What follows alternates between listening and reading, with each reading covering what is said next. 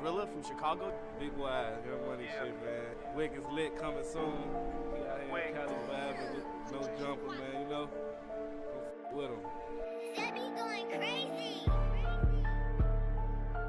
know I be trolling. I'm gonna show you how to troll though. Come on. That nigga dead, nobody care about what he did or what he said. Man, his homie killing ants, but shit, at least them niggas slid. I can't tell you what I did, no cap, cause most of them niggas dead. I can't tell you what I did, cause I'll probably be in the feds, gang shit. Better ask about drill wick, I changed shit, changed whips, hit a few niggas up with the same blick. I just ran up 30,000 last week, ain't changed fits. When it's violence in my community, you already know they blame Wick. Hey, Keno felt that fat could run no more, he thought it was over. 2 Glocks on like 2 pistols, he knew it was a close one. Goofy came my block, he got one off, but now he toasted. Glock 23, I call it tally, cause this bitch a blower. Druid really grew up my overtext and I ignored her. Take pictures with all my fans, fuck that, my supporters. Start my bitch a biz, she scratch off goals and I support her. Call my phone's 100 in, what's the order? Boy, this shit ain't new to me, I been spending on the ops. Druid, he a bastard, I ain't grow up with a pops. I was out ditching school, testing my accuracy on they block. They say why they call you drills, cause I really been on the lot. Shooters know the shooters, and the killers know the killers. You niggas don't look familiar, I don't know none of you niggas. And I'm jumping out on feet, but caught my first one out the window. And if we ain't DOA him, then he was fighting in a spittle. Seen shit, walk him down, the gun jammed, he thought it was over. Melly died, a nigga hit in his head, but God was over. Rockin' had put fin them niggas crazy, cause he folded. Tan ain't had to say shit when he got that room, but he told it. Boy, this shit ain't new to me, I been spending on the ops.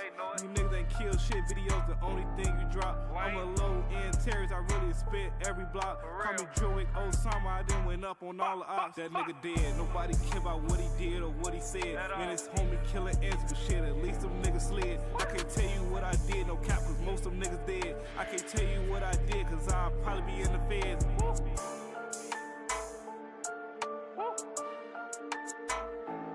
Every big flying. I've been driving a cab here for 30 years, and I'm telling you, you don't walk around here at night. Yes, sir. He'll kill you and strip you in 10 seconds flat.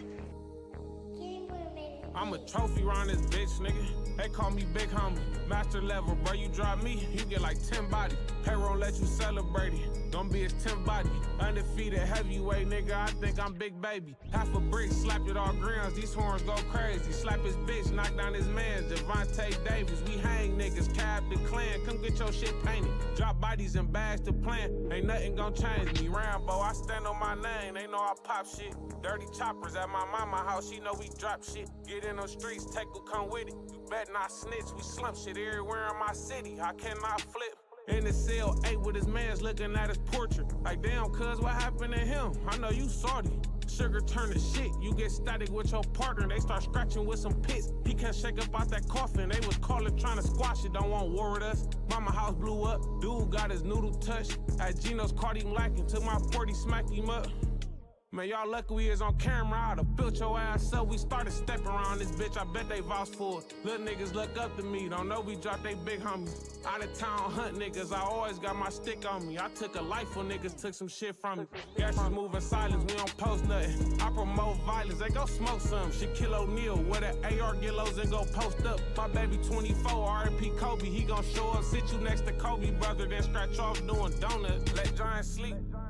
Why y'all won't come fuck with me? These niggas spinning around, think they tough as me. Shooting shit from up the street. How could you ever think that you had nuts like these? Gonna be another chapter in our killing spree. Payroll, how you catch me, bro? You go crazy, I'm still stepping though. Smack this shit with hollers back to back and watch this head come off. 19, he got bodies, a real gangster. Gang, I'm vouching for him. They know my name, I do this bitch for crushing shit. I ain't no local joke. Drop me, you gon' die. Bet my brother smoking shit, one of them niggas. Know my son gon' be a man character with his switch complete, not mission. You ain't right about your brother, but if I smack one of your bitches on camera, your pussy ass probably be laying in my bushes. We stay dangerous when in the chamber, bro. My mama raised a gangster. I'ma die dying. They gon' have my funeral at a stadium. It's us or y'all. I don't trust a soul. My city small, everybody related. Got cousins and brothers we don't know about. Lot of niggas getting money, I don't matter. Killers control the clout. I had static with millionaires when I was worth for ounce, couldn't get me dropped I still got my glizzy out. Jumping, I'll be getting down. We hit the whole city with choppers, don't come through here. Playing around, my papa shot my daddy, cause it's in my blood to slang his arm. Long way from 8 balls, all that money gon' put us over the top. If you ain't CAB,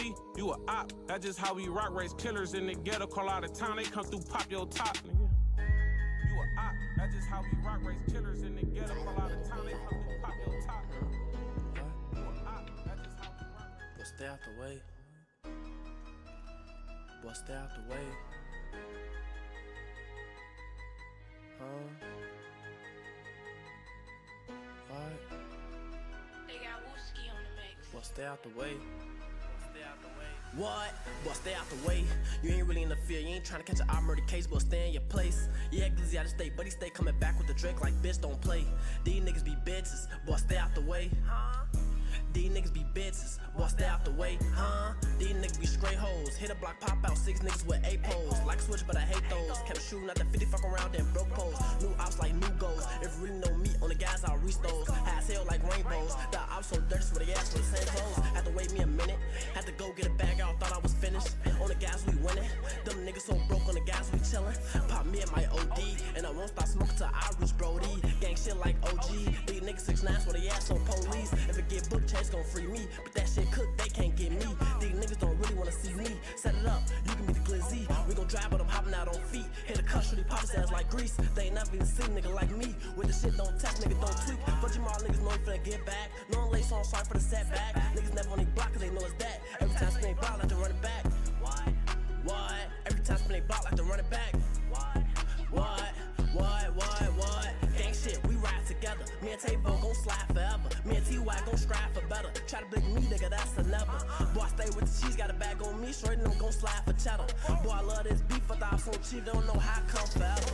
I just wanna get old, just to have a roll. Walk on my cane, just to have a pole. Young or old, I'ma stay on go. I don't give no fuck, I'ma stay on my toes. I'm feeling like posted up with the moles. Or I'm on the tray with the G's like gold. Try to be slapping on the beat, I'm cold. I ain't gotta watch what I say, I'm bold. I'm the one on the block really running shit. Drop back on your head, shorty punish shit. 5'3", 5'9", how we coming, bitch? Get the wave in the Mac like caught a fish. We clean nigga up like a dirt dish. I'm a boss, you can mix with the bullshit. Like we heard from baby when we kill shit. 7 minutes hit, different on the real shit. All the capping on the ground, but you better stop. Why you sitting on the porch, but you better watch? How you claim you a op, you ain't shot a op? How you post on the block, you ain't got a Glock? How you say you wanna shop, you ain't got enough? I ain't taking no shorts, got me fucked up. And you walked over here, boy, that shit tough. What? Boy, stay out the way. You ain't really in the field, you ain't trying to catch an murder case, boy, stay in your place. Yeah, glizzy out of state, but he stay coming back with the Drake like bitch don't play. These niggas be bitches, boy, stay out the way. These niggas be bitches, boy, stay out the way, huh? Boy, stay out the way. Boy, stay out the way. What? Boy, stay out the way. Oh shit, that boy Crispy can too. Crispy, goddamn.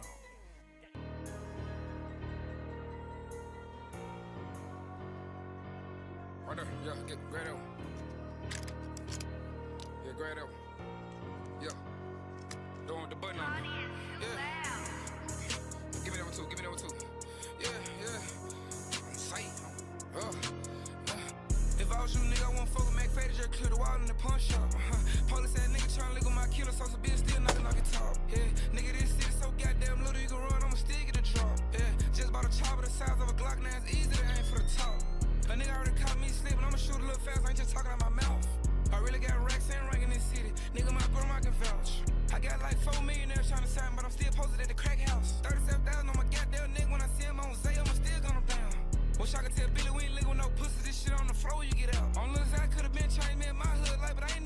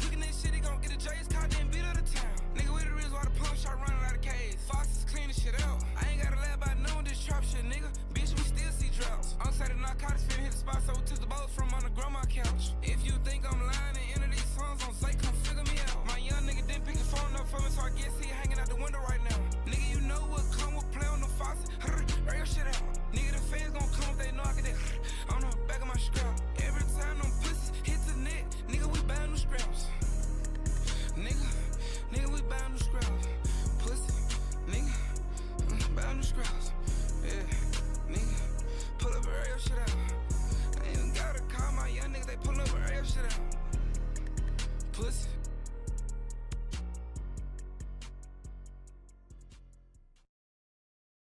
Hey man, say man, bitch. Shout out to the real niggas, real bitches, real wag, you dig? You already know it's your boy Lowski, you know? Shout out to my nigga Mob Boss. Shout out to my nigga Shano. Shout out to my nigga Richie Rich. Shout out to my nigga Zero Trust. Gang, gang, gang. Long live Lil Jeff. You better know that. And shout out to my dog Shano for the 200 year rupees. You know what I'm saying? On my mama. Need them, you know what I'm saying? This shit looks fucking, I don't know what else. Shit looks like anything. Alright. A lot of gems. Boy, you just came in on time, brother. We finna get this shit pumping and jumping, you know what I'm talking about? Let me see what the fuck was that.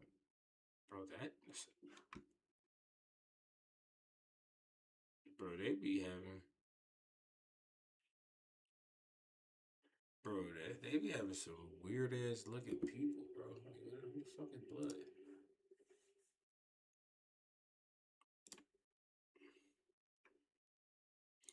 I told last night, yeah, they did. But I kind of knew that was gonna happen. Like, there wasn't no donations coming through. So when I get to watching pretty much what I want to watch, I don't give a fuck if they clap it at that point. That's like when I get to watching certain shit, like I'm basically asking for them to clap that bitch. You know, did he? I knew that was gonna happen. I ain't gonna bet. I knew that was gonna happen. There wasn't no donations, bro. I can't do that. I be just, you know, which I'm trying to debate. Should I take my medicine? I really don't have to, but I do.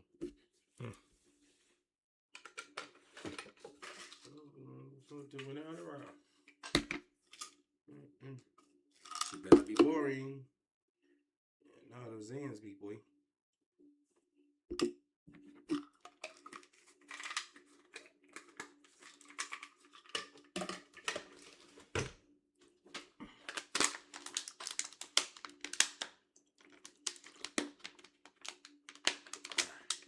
I'm glad I got a Sprite in the fridge, so if I do have the urge, I just drink that Sprite.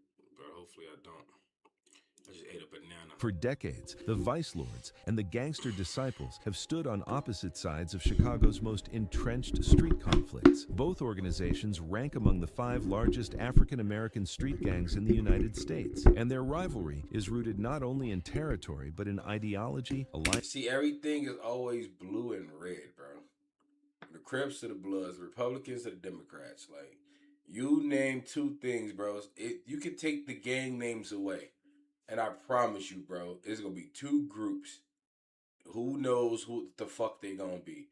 But I guarantee you, one is going to be blue and one, they could be called the Raiders and Askews.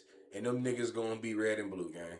I don't know what red and blue means to these white people, but it must mean something to them. Because that shouldn't be none of black motherfuckers. We like purple and gold. We love gold and purple.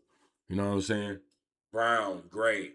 Them nigga colors. Dances and symbolism. Each nation follows its own distinct set of literature and symbols. The Gangster Disciples align with the Folk Nation, honoring the 6-pointed star, a symbol tied to their historical structure and belief system. The Vice Lords, in contrast, are members of the People Nation, recognizing the 5-pointed star, often referred to as the Fin Ball, which represents their own code, hierarchy, and principles. Over the years, countless Vice Lord branches and Gangster Disciple sets have clashed in principles. Over the years. Okay, them dirty U's. I ain't gonna, a Vice Lord chain, he has to be somewhere in Texas. That's not Texas, that's Tennessee all day. That's a old head Memphis nigga. You know, I always gotta read this stuff. This is the shit that you used to see like on mob.net. ChicagoMobs.com and all that shit, bro. Countless Vice Lord branches and Gangster Disciple sets have clashed. Hold on, boy. This black disciple shit now. That's them gates, boy. They locking the gates. What the fuck, nigga? That's fucking unknown Vice Lord. Why is this here? Why is unknown Vice Lord here? Why is this here? This is Crip shit. Why is the Crips here? This ain't gang. Bro, I'm telling you, they got this shit from down south. This is BGN. This nigga got the trays on him, pitforks, and the G. He don't know what he is.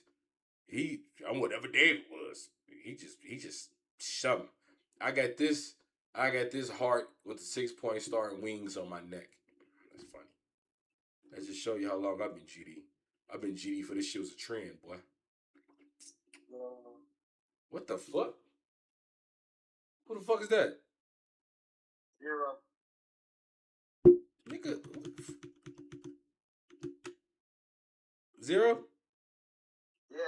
What? I can hear you through my fucking monitor. Well, why is that? Hold the fuck on. Give me a second, brother. Been a while since I had to do this. About time your ass pop in this joint. Hold on. Give me a second, brother. Free, bro. Is this? It says settings. Hold on. Let me fix this real quick. I was like, no, I ain't been on this motherfucker in a minute. But why would it be going through that? The speaker in the video. That's not right. Yo, can you hear me now? Yo? Yeah, I can hear you. There we go. Yeah. Alright. I don't know what the fuck. I must have unplugged some shit. Alright. Now we back rocking. Shout out to my boy Zero Trust. He in the chat too. You know what I'm saying? Across Chicago. Oh my mama. Guys, if y'all didn't purchase y'all ticket to the hallway, gang. If you have, I tell niggas this all the time, bro. Y'all could be in here too. And it's a lot of people that came to the hallway. Show me that you're a member of the hallway on Instagram. I will send you the link, bro. It's just that simple. You see what I'm saying? You can see it. You can be in the call with me. You know what I'm saying? You can watch.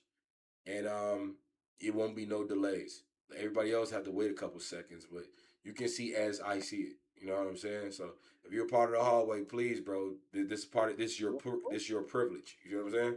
So I always tell everybody, bro, to use your privilege. But this is crip shit. Well, why did they do this? This has nothing to do with folks. This is bro, this ball stacking, yes. This is Hoover. Insane crip. Like, what the fuck is this, bro? Who the fuck gave him? Georgetown Hoyas? This is not the 80s. GDs is not walking around with Georgetown Hoyas gear, bro. But some conflicts have proven especially prolonged and deadly. Today, the focus shifts to the west side of Chicago, where two multi-generational... Oh, yo, and this is a 2-hour fucking video. So make sure y'all hit that super chat, hit that cash out. This is a long video. Y'all know it take me 2 hours to do a 30-minute video. So make sure y'all be grateful, man, and fuck with the gang. Alliances, one vice lord, the other gangster disciple, have been locked in a violent feud for more than a decade. This is the story of the infamous war between K-Town and Sanegang, a conflict marked by retaliation, shifting generations, and an ongoing cycle of violence that has left lasting scars on the surrounding neighborhoods. Well, that boy too young to be having that black spray paint in his hair. Versus Sanegang war, including the homicides and escalating tensions between the two alliances, it is necessary to first understand who these groups are individually. What follows is a brief background on each faction, beginning with K-Town. K-Town is a well-known community and neighborhood alliance located on the west side of Chicago, primarily within the North Lawndale area, while also extending into West Garfield Park. The area is made up of over a dozen street organizations, including factions such as the New Breeds, New Life Black Souls, Unknown Vice Lords, and Four Corner Hustlers. However, the group that will be the main focus in this documentary is the Gangster Disciples. The name K-Town dates back to 1889, following a major expansion of Chicago's city boundaries. It's that reset, boy. In large portions of land west of Pulaski Road, creating an issue with duplicate street names across the city. To solve this, Chicago introduced a naming pattern where streets in this section would all begin with the letter K. This is where names like Keeler, Karloff, Kostner, Kaminsky, Kildare, Kohler, Kenneth, Kilvale, Kilpatrick, Kilbourne, Colmar, Kenton, Keystone, Knox, and Keating originate from. I ain't gonna lie, as a Chicago nigga, K-Town used to have a raw-ass name. I feel like, we go to K-Town. I remember being a kid driving through K-Town. I didn't even know K-Town was Chicago. I thought K-Town was a whole other place. I'm like, we not in Chicago, mama. We in K-Town. Mama looking like, what the fuck your goofy ass talking What is about? now widely recognized as Sprite, huh? K-Town. The original Trying to be like K-Town me. area that would later become heavily gang-influenced stretched from Cicero Avenue to Pulaski Road and from Kermack Road up to Roosevelt Road, with its reach extending north toward Lake Street into West Garfield Park. From Lake Street all the way back to goddamn Cermak, you know, this all the K. This placed K-Town directly next to the historic Holy City section of North Lawndale, an area long associated with factions of the Vice Lords, including traveling Vice Lords, conservative Vice Lords, and unknown Vice Lords. I ain't gonna lie. They just show 4 generations of Vice Lords, and they all look fucking fucked up. Eat that shit. All them Vice Lords look crazy. Lawndale, an area long associated with factions Look at this of the shit, Vice bro. Lords, including Lord, them look at this. That nigga Down syndrome. Y'all got Slow Lord in here. Y'all got Pimp Lord. traveling Vice Lords, conservative Vice Lords. He's a wino lord. His name Pookie. He couldn't put that bottle down. Lords and unknown Vice. And dog, I know he did or cluck. He looked like he had me for change at Rochelle. That boy got that champagne glass. Boy, what the fuck? You out west niggas like to do it big, don't you? Look at him. He said, hey, that nigga like he is a male stripper, no diddy. That nigga be stripping for her. Look, he got his leg up on gang, bro. That shit ain't cool. That nigga got his leg around him. Me and my bitch take pictures like that. When the pills get, it don't matter. But all I'm telling you is, you see that nigga got his leg wrapped around him? That nigga ain't right, gang. And that nigga like a cop with that mustache too, by the way. Lords. The presence of the gangster disciples in K-Town traces back to the late 1960s, during a time when they were still known as the Supreme Gangsters.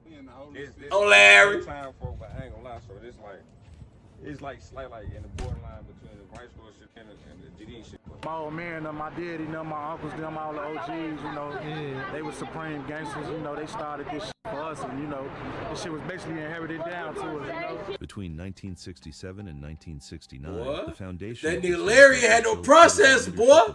That boy Hoover, looking like... key figures What? such as That boy looking like Taylor Chuck and Berry. Howard, also known as Dee Dee, who was considered Hoover's right-hand man. During this period, Hoover established the Supreme concept, positioning himself as a high Supreme gangster, leading what was then known as... Man, the Larry Supreme Hoover looked like Gangster 1,000 Ike Chicago Taylor niggas, would later bro. relocate to Chicago's West Side, where he became known as a Supreme Gent. From there, he began organizing what would become the West Side branch of the Supreme Gangsters. By 1969, these groups were already gaining attention, even appearing in local newspapers. And the funny part, bro, this wall right here is in what's now Black Disciples. This is on Jackson, by the way. You can still, on a red brick wall, you can still see these pitchforks and that disciple shit. And that's in the jungle where the BDs lay. Reports as their influence began to grow. In September of 1968, Ike Taylor...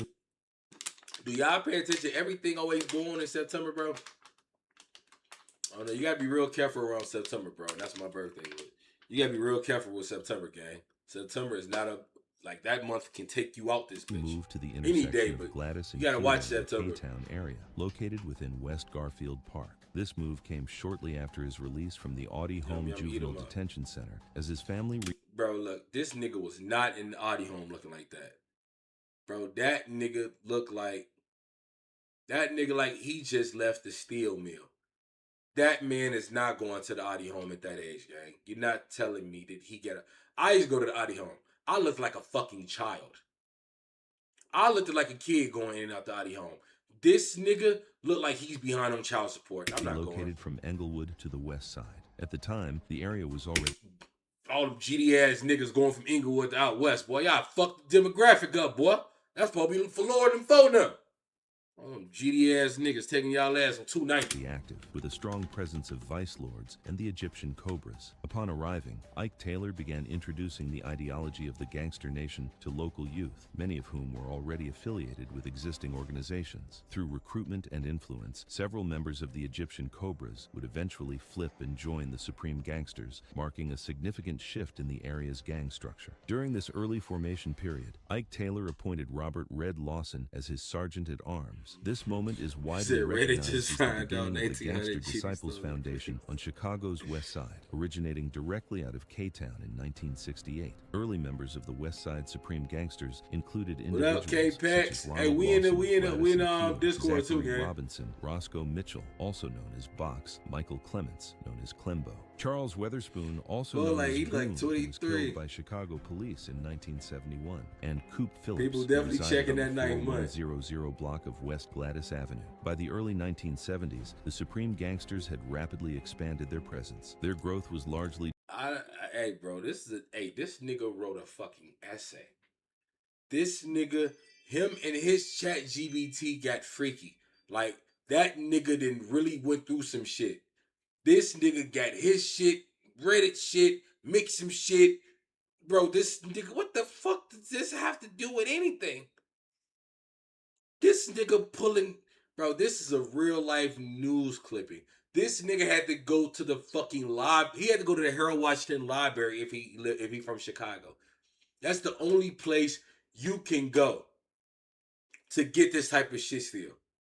You have to go to the Harold Washington Library, downtown Chicago, and you have to get on that old motherfucking no diddy. And you can, bro, you have to go to old libraries to get this, bro. You can't even find this shit no more unless your grandma got this shit in the basement. And if you touch it the wrong way, it's gonna turn to dust. I know, because my grandma, we got a whole bunch of old fucking, well, I had them. I used them to clean up dog shit, so it probably ain't too many of them. But I had a lot of antique newspapers in my basement, though. driven by violent conflicts with rival groups, including the Black Pimps and the Jive Five. These The confrontations Giant resulted Five? in What multiple kind of, the casualties. Giant Five? Boy, that sound like a porno team, nigga. That sound like they gangbang white bitches. It's the Giant Five. Every day just destroying white pussies. And injuries, ultimately leading to the Supreme Gangsters Oh, I just watch too much Twitter. Fuck y'all. gaining control over key sections of West Garfield Park, especially areas previously dominated by the Black Pimps. Additional Them figures breeds, played a boy. role in I shaping know a the new breed when K-Town I see one. organization and the Gangster Disciples' legacy That boy got a hairline on him, boy. Might as well go baldy like dogs. in the area include individuals known as G-Money and Freddie Lee from Jackson and Kilbourne. Faux Freddy backdoor something, boy. I know a backdoor man when I see one, gang. No diddy. Both have since passed, but remain part of the historical foundation tied to the neighborhood's development. Other key members that helped shape the historical K-Town area. He said to that's what crazy it is because my today brother died in include September. That's Chief crazy, Dookie, gang. A.K.A. Chief Lee Dookie? He's from Congress Parkway and Costner Avenue and currently kinda incarcerated along niggas with did the not legendary love folks. Toe G, who is now deceased. Who are some significant people to this area? Man, bro, you got my daddy, you know, man, OG Fred, rest in peace, Pops, man, you know, G Money. Go back to the G Shop days, Ike Taylor, man. We got a lot of OGs, a lot of the greats that laid the foundation down for us, you know what I'm saying? We, you know, man, they was supreme gangsters before all the GD shit. The These Gangster niggas was Disciples are widely known GGs. as the deepest nation in numbers throughout the K-Town area. Time out. When the fuck GDs become the deepest in K-Town? When I think of K-Town, me personally, but then again, I'm from out south. What the fuck do I know? I think of Vice Lords. When I think of K-Town, I think of the Vice Lords. I think about the Souls. I just knew GDs used to be on on Monroe. I just knew GDs be on Monroe. And that's only because I was at Three Stooges with Simba and them. And I forgot his brother name. His brother was a splacker from over there. He got smoked. I forgot his name, bro. I think his name was Man or something. I forgot his name. He supposed to be one of them niggas back in the day. But I was over there with them GDs one day. And them boys was definitely too GD for me. I ain't gonna lie. They were too GD for my liking. It was a lot of I didn't want to say it was a lot of brick ass shit going around there. It was a lot of brick ass shit. Everybody shaking up GD. You know, I'm telling them from out south. They looked at me like I'm crazy because I'm in tour with GDs. The Gangster Disciples are widely known as the deepest nation in numbers throughout the K-Town area, with the New But that's Breeds somebody's often mama. viewed as the second largest presence. New Breeds? I did not know Breeds was that deep in K-Town. Across this Well, I historic knew West Breeze Side was out there, domain, but not several like that. gangster disciple factions operate block by block, each with its own identity, history, losses, and neighborhood reputation. In this documentary, we'll be giving a brief rundown of the gangster disciple sets located in the historic K-Town neighborhood, starting with the Do Gang faction. 1900, also known as Do Gang, is a gangster disciple set located in the North Lawndale section of K-Town. The name Do is said to stand for Die or Eat, making the full name Die or Eat Gang. Their main blocks include Die or Eat Gang? I don't even know if I like that name, gang. I have to be from somewhere else. Doe Gang? Die or Eat? Die. That's not what I thought it or stood eat. for. I thought Doe would have been a nigga dead, like Doughboy or something, you know? Die or I Eat. thought it was like backdoor game. Like, Nah, bro. If it's some shit like that, that's some old shit. That shit been there before the back door came out. Well, you know what I'm saying, before it was popular type shit. yeah, of course, of course. Die or Eat? I've never had to The pause fucked it. up name, low key. But That's a horrible name. Die or Eat. I would have been called Eat. Nah. Eat 'em Up Gang sounds crazy. Yeah, never mind, bro. Just leave me live. I'm sorry, y'all. Just don't listen to me. But Die or Eat is crazy. 19th and Keeler. Hold on. What about the Eat? Nah, the Eaters don't sound too good. the Eaters is not it The either. Eaters sounds crazy, bro. What about Eat 'em All? Fuck it. Take the Eat out the name, dog. Eat the guys. No. Eat the guys. My bad.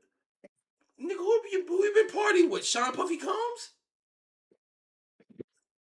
My name was the Eaters man. was crazy, but We trying to make it make sense, man. Shit. we can't make it make sense, bro. Die or Eat. Why kill or die? Why can't we kill KOD? And man, your strip club. You know what I'm saying? Bitches KOD, kill or die, nigga. Nigga say die or eat. I'm just gonna sit down and eat my food, damn my dog. Cause I don't wanna die. Like, that's crazy. I don't know how I feel about that name. Well, I do. I don't like it. 19th and Kamensky, which is where the name 1900, also pronounced 1900, comes from. Like we don't be out here. Like we don't be out here. 19, man. I'll be coming, man. No, we be right here. Boat grade. We on that. Y'all see where it's at. Right to the convention. Do Gang's territory also includes the Barrack Lawndale apartments, located roughly between 18th and 19th from Karloff to Keeler. In the K-Town area, these apartments are commonly referred to as the Square, and more notably, the Bricks. The name the Square came from the way the project buildings were blocked off around this one is another, while the Bricks I became a would've street swear to nickname some tied Vice to the Lord area's shit, bro. You reputation know I ain't for from around open-air there. drug activity around the buildings. We on the 9. We coming, man. 19, man. 19, man. In the bricks. So what? We in this project, we call it the Bricks, man. It's called the Square, man, in K-Town. So why they call it the Bricks, though? Cause, man, it bricks.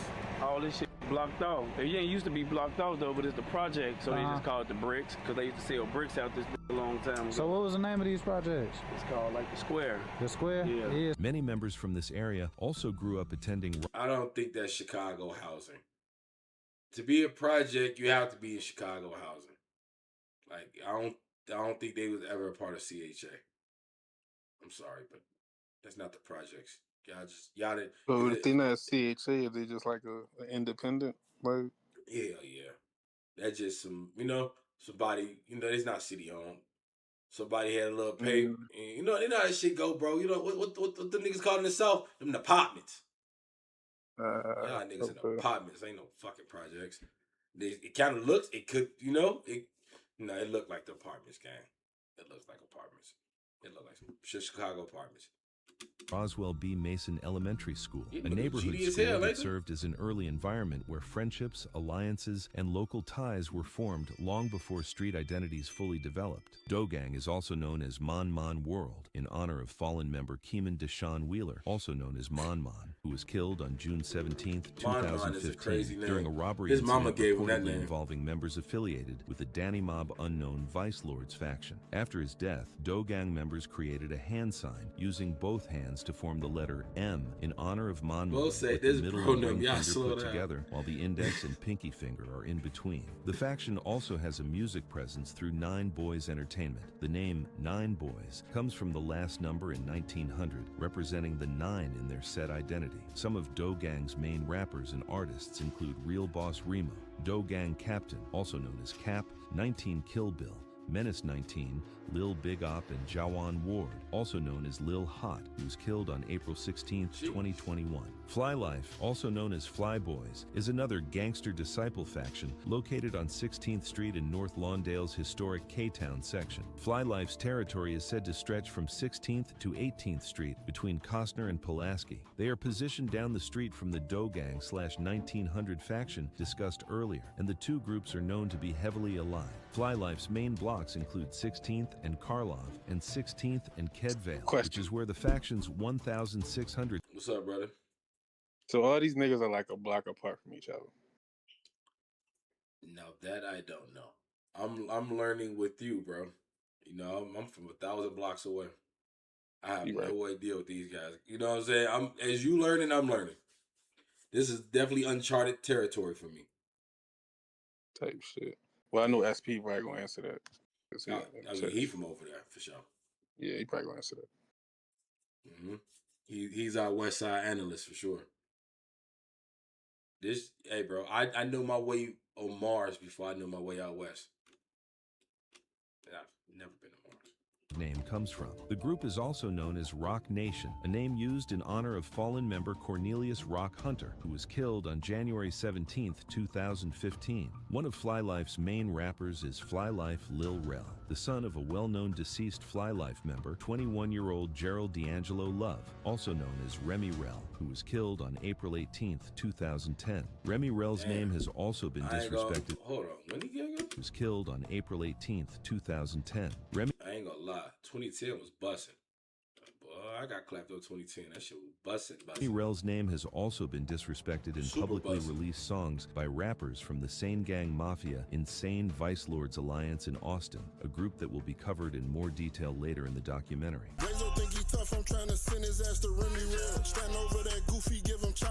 Other main Hold on, ain't that the nigga that flipped? Bro, ain't he the nigga that used to be a foe? Now he a vice lord now? Yeah, it's tough. Other main rappers from the Fly Life Gangster Disciple faction include Fly Life Ike and Fly Life Blazo, who are known as a rap duo on the west side and throughout Chicago. 1500, also known as 15th Boys. I've never heard of none of these people. Is a gangster disciple faction located in the North Lawndale section of Chicago's historic K-Town neighborhood. Their territory stretches from 10th Avenue to Pulaski Road and from 14th Street to 16th Street. Their main blocks niggas include actually 15th got pitchforks and 6-point stars up. 15th and Kildare. Nigga, what year was that picture taken? And 15th and Keeler. The faction's roots are tied to Franklin Park, a local area where many members first met, grew up together, and attended Franklin Park School. 14th, 15th, gosh. Trip back to Kohler, really back to Carson. Trip back to Carson. That's y'all hood too over there on Kenneth? Yeah. Cross Pulaski. What part this is? Franklin Park right here. Park we grew up at, kids. Like we was done playing in the park. So no, went to this school right here in Hughes. Y'all went here? Hell yeah, bro. That's what we graduated from. 1500 also goes by several other names connected to 15th Street, including 15, 15 Gang Bang Bang, and 15th and Costner Money Gang. Can you say that name one more time? Because I don't think I really heard him right. I think I heard something else. I don't know. Something wrong with my earphones. I gotta be a little Street, including 15, 15 Gang Bang Bang, and Did y'all boys hear that, or is that just me? What did he sound like he said? Gang bang bang. Them niggas watch too much porn, huh? Several other names connected to 15th Street, including 15, 15 Gang Bang Bang. I think it's Bang Bang Gang. I think exactly what he said it is, bro. No, because we look at the picture, it say Bang Bang Gang. But Other names connected to 15th Street, including 15, 15 Gang Bang Bang. They say Bang Bang Gang, but he said Gang Bang Bang. I kind of think it's the Gang Bang Bang. Why would it be from the bottom? That's all they do is they don't do solos with hoes. They gang bang every bitch they got, bro. Like that's how they do shit. Hey yo, bro. Let us know if we wrong. Is that true? Is they the bang bang the gang? Yes, he said 15 gang bang. Yes, bro, it's the gang bang gang. Hey, look, y'all wanna know something crazy? Out west got the dumbest gang names at this point. At first, I thought I was being biased because I'm from the South Side, but at this point, they names suck. They names are horrible. They make Young Money, THF, Dro City, even now Flyboy Gang suck. That's just like Fly Life. That name sucks. That name sucks ass. That name sucks. But majority out south, our shit raw. You say You know you fuck with that Flyboy Gang. Nah, that's bro. that name could be so much better, bro. Nah, that's pretty. It's kind of lazy, honestly. You say the old edited MySpace pictures, bro. I used to have them shits too, bro. Hey Joe, I ain't gonna lie. Shout out my little sister. She used to make all my pictures for her. Who else you can make my pictures for? Not Love Mo for what's she from Lamron, G. She used to make all my pictures. She used to make everybody pictures. Ron. Shout out Ron from Lamron. She used to stay making all our pictures, gang. She was raw with that shit. The stupidest gang name I ever heard was here, bro. It was some niggas. They called themselves TMB. What you think that stand for? TMB? PNB. PNB? P as in like turtle. N like niggas. B as in bitches. TNB. $2. Taking niggas bitches. Taking niggas bitches. TNB taking niggas bitches. They're all dead, aren't they? Or in jail, for sure. Yeah. With a name like that, I know they stink. Yeah, that's a horrible name. Taking niggas bitches. That's tough. Hey, hit that comments, y'all. Get in the comments. Let us know the worst gang name you ever heard. Right now, I don't know, bro. It's definitely out west for sure. I'm pretty sure they gonna tell me some more, so I'm listening. But I'm sure it's out west. I'm sure it is. Definitely out west. They are also known as CBE and Cello World, in honor of fallen member Marsalis P. Holman, also known as Cello, who was killed on January 6, 2015, after reportedly being accidentally shot by his own friend. The fact accidentally shot is just say you got dope, gang. Is also known as LBG and Peter Gang. LBG stands for Peter Lou Gang? G Bio Gang. Peter Gang. Yeah, it's official. I'm just gonna stamp this shit right here. Out west got the dumbest names. I don't know if out south took them all. I don't know if y'all want to do some shit and we already did it, but y'all hood names suck, bro. Y'all names, y'all nicknames are fucking, what they call it? Support. It's very garbage. And y'all gang names definitely need some help. I don't know if niggas was smoking too much wet back then. Cause you know them out west niggas, they love smoking them wiki sticks, whatever the fuck they used to call them. They get off that wiki stick and they turn into a different animal. Then they got them good ass crazy pills.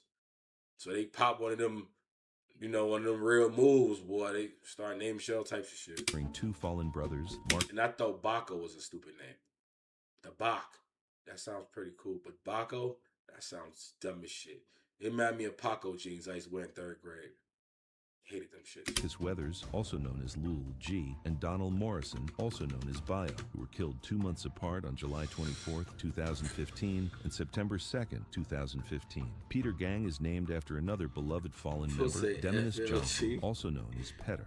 The younger generation of 1500 goes by WDB, standing for Walk Down Boys. Some of 1500's That's main Baby rappers T include Blood Gang. 1500 That's Fats, he called. 1500 Lil Ben, Lil Chris, Lil Minky, WDBDD, WDB30, Folks say it's black Boy, and niggas. Charles Allen. He said, "What a also wiki known as stick Peter is." NYB, who was killed on Chicago out west niggas. Tell him what a Comac wiki is a stick is. gangster He don't know what a disciples wiki faction stick is. Located in the North Lawndale section of Chicago's historic K-Town neighborhood. Their territory sits near the southern end of K-Town, stretching from West Cermak Road to West Ogden Avenue, and from Costner Avenue to Pulaski Road. Comac's main block is Cermak and Colon, which plays directly into the... Yes, it is.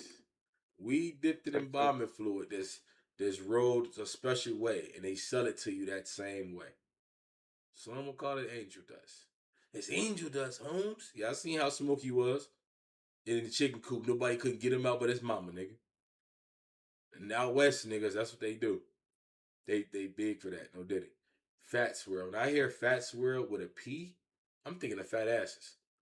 That is crazy. Who names a hood Fat Swirl with a P? That's a nigga nickname, I guess. And why would you be a nigga with a nickname Fats with a P? That's kind of crazy. Because what happened was, no diddy. You know how it be sometimes? It's niggas in the hood and they got them, no diddy. You know a nigga, you didn't see him growing up. He was a kid and his ass was on his back. That was probably Fats. He had one of them ass backs. He was running around playing his ball. Big booty ass. That's crazy. They smoked his big booty.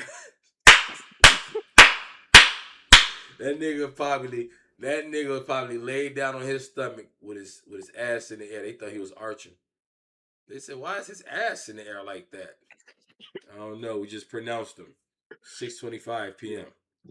to Pulaski Road. Comac's main block is Cermak and Colon, which plays directly into the name of the faction. The name Comac has two meanings. The first meaning comes from the first two letters of Colon, K-O, and the last three letters of Cermak, M-A-K. The second meaning is an acronym, kill or make a killing. Comac is closely allied with other gangster disciple factions. Kill or make a killing. That don't even make sense. I'm out of here, dude. I quit. I'm done with this shit, dude. I quit. Oh, shit.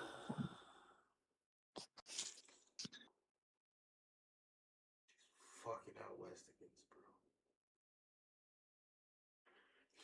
Hey, yo, when M Thing hit me up, and M Thing said, "Yo, Lowski, you gotta do this video."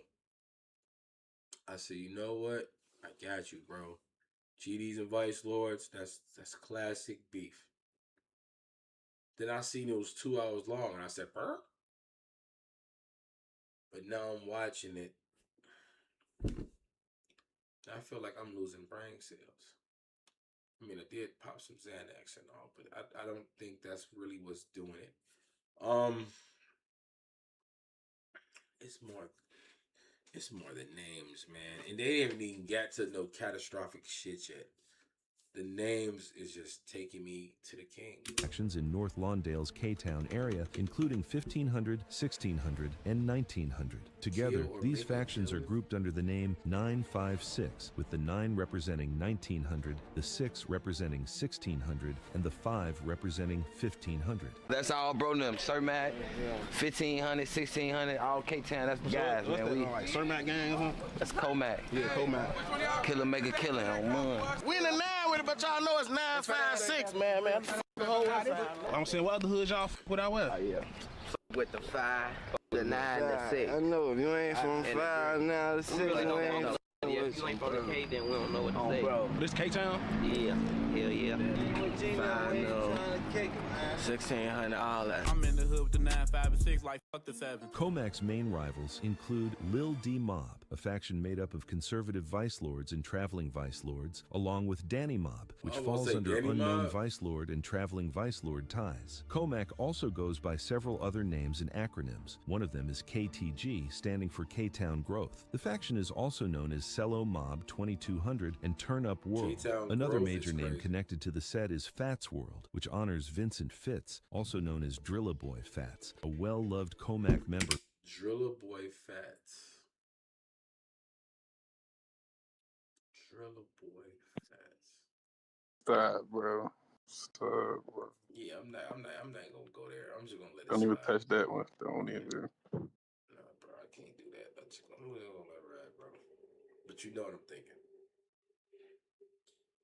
And I don't know him, but this picture, if this him, it looked like he probably drilled a couple boys' fats. No, I'm done. which honors Vincent Fitz, also Okay. known as Drilla Boy Fats, a well-loved Comac member who was killed on March 17, 2012. Comac's main rappers include Ill Will and Mikey Dollars, two artists connected to the faction's name and presence in the K-Town street scene. Hey, what's calling from y'all hood, Mikey Dollars? Dollars from off the Mac, but that's close on. That's long ass walk. The last gangster disciple set in K-Town will be breaking down is the infamous Fro Gang faction. Fro Gang is a gangster disciple set located on the west side of Chicago, not in North Lawndale like the previous K-Town gangster disciples factions, but across the I-290 expressway in the West Garfield Park section of historic K-Town. Roosevelt and Cosner, all the way to Cermak, right? Cermak. That's G-Num shit, yeah? Shout out folks them across the bridge, man. Fro Gang, that's still folks right. them. We all together, man. Look, So basically, like, then we don't fuck all the with nobody GDs else. out west fuck with each other type shit. Basically, shout out folks them, yes. We fuck with each other. Ain't no clicking up, ain't nothing. We fuck with each other. We together, man. Look, that shit. Before the name Fro Gang, the area was originally known as Back End or the Dead End. Those names came from two of the main blocks the faction operated on, Wilcox and Costner, known as Back End, and Wilcox and Kilbourne, known as Dead End. The name Dead End comes from the block of Wilcox and Kilbourne, which is literally structured as a dead-end street, meaning there's only one way in and one way out. This layout not only influenced the name, but also shaped how the block operated, giving it a controlled and isolated feel compared to surrounding streets. Blood, the one really started at the back end before he even started, before Fro even died, you know? Like, we back end dead end. Back end dead end, no back. Well, why y'all call it that? The back end and the dead end. What's like the name? This the dead end because it's dead end. You see? This the dead end because it's dead end. Back end is Wilcox and Cosner, 43. Dead end is Wilcox and Kilbourne. Fro Gang is considered one of the original gangster disciple blocks not just in K-Town, but across the west side, with a history stretching back over 5 decades. The name Fro Gang comes from a respected original member named Derek Burrows, also known as Fro. I'm not gonna lie. Fro Gang is not a good name either, but you hear me out. I know trolls, no disrespect to this young brother. I mean, kind of like we're the same age, but what I'm saying is this. I thought they all had afros. Don't laugh at me. I really mean that. When I heard a Fro Gang, I thought everybody in the gang had a fro. Now, if that was the case, how goofy would you think them niggas was if all them niggas had afros? I wouldn't. Yeah, I would definitely. You would not take them niggas serious. No, I wouldn't, bro. You know, it's Fro Gang, folks. You were like, why is it 8 niggas with afros? A bunch of GDs with afros. This is not Larry Taze, bro. Like you're not walking around with a Fro Gang.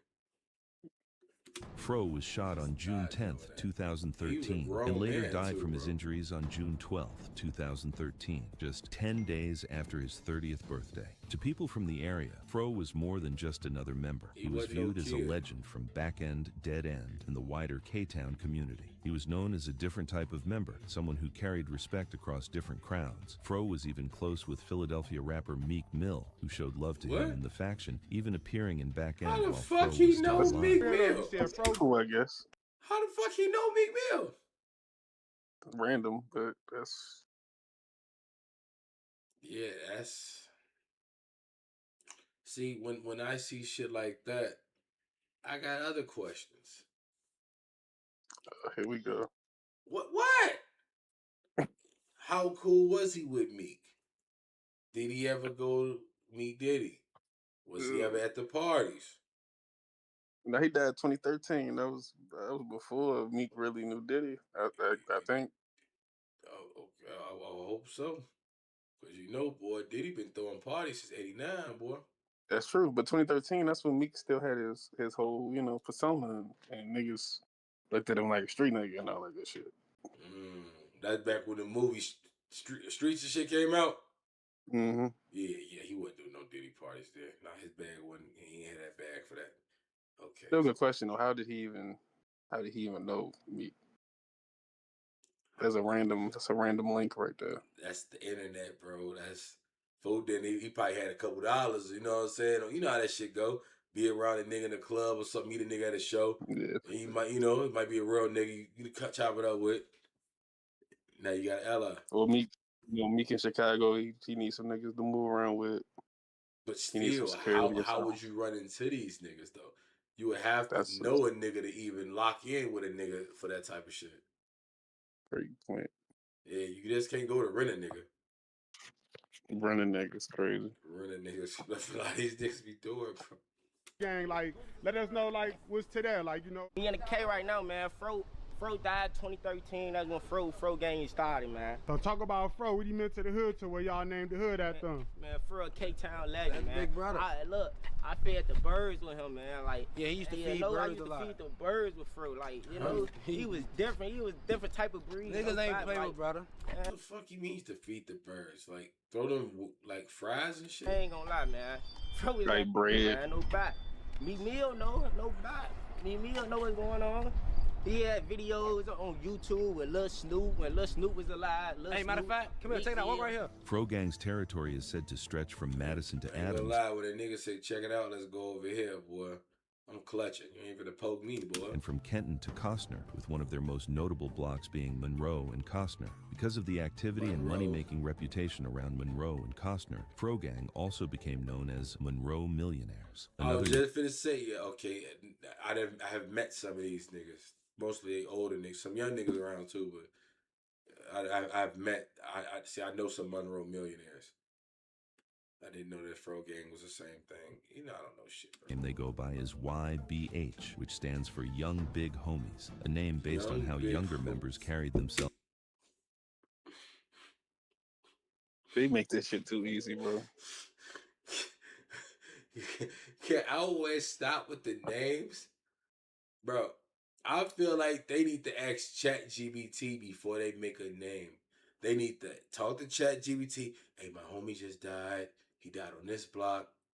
His name is blah, blah, blah. I'm looking for a good name for our crew. And let ChatGPT generate something. I promise it's going to be better than whatever the fuck these niggas be saying. Like leaders without needing guidance from older members or outside peers. Fro Gang, YBH, no back. What all that come from? Y'all big homies. Y'all big homies? Cause we ain't got no big homies. We all old big homies. I started out selling drugs and shit, the little bases and shit. And now, bro? Yeah, I ain't gonna lie. I ain't getting on the drugs. Like, growing up, I wish I would have overly saved my bread.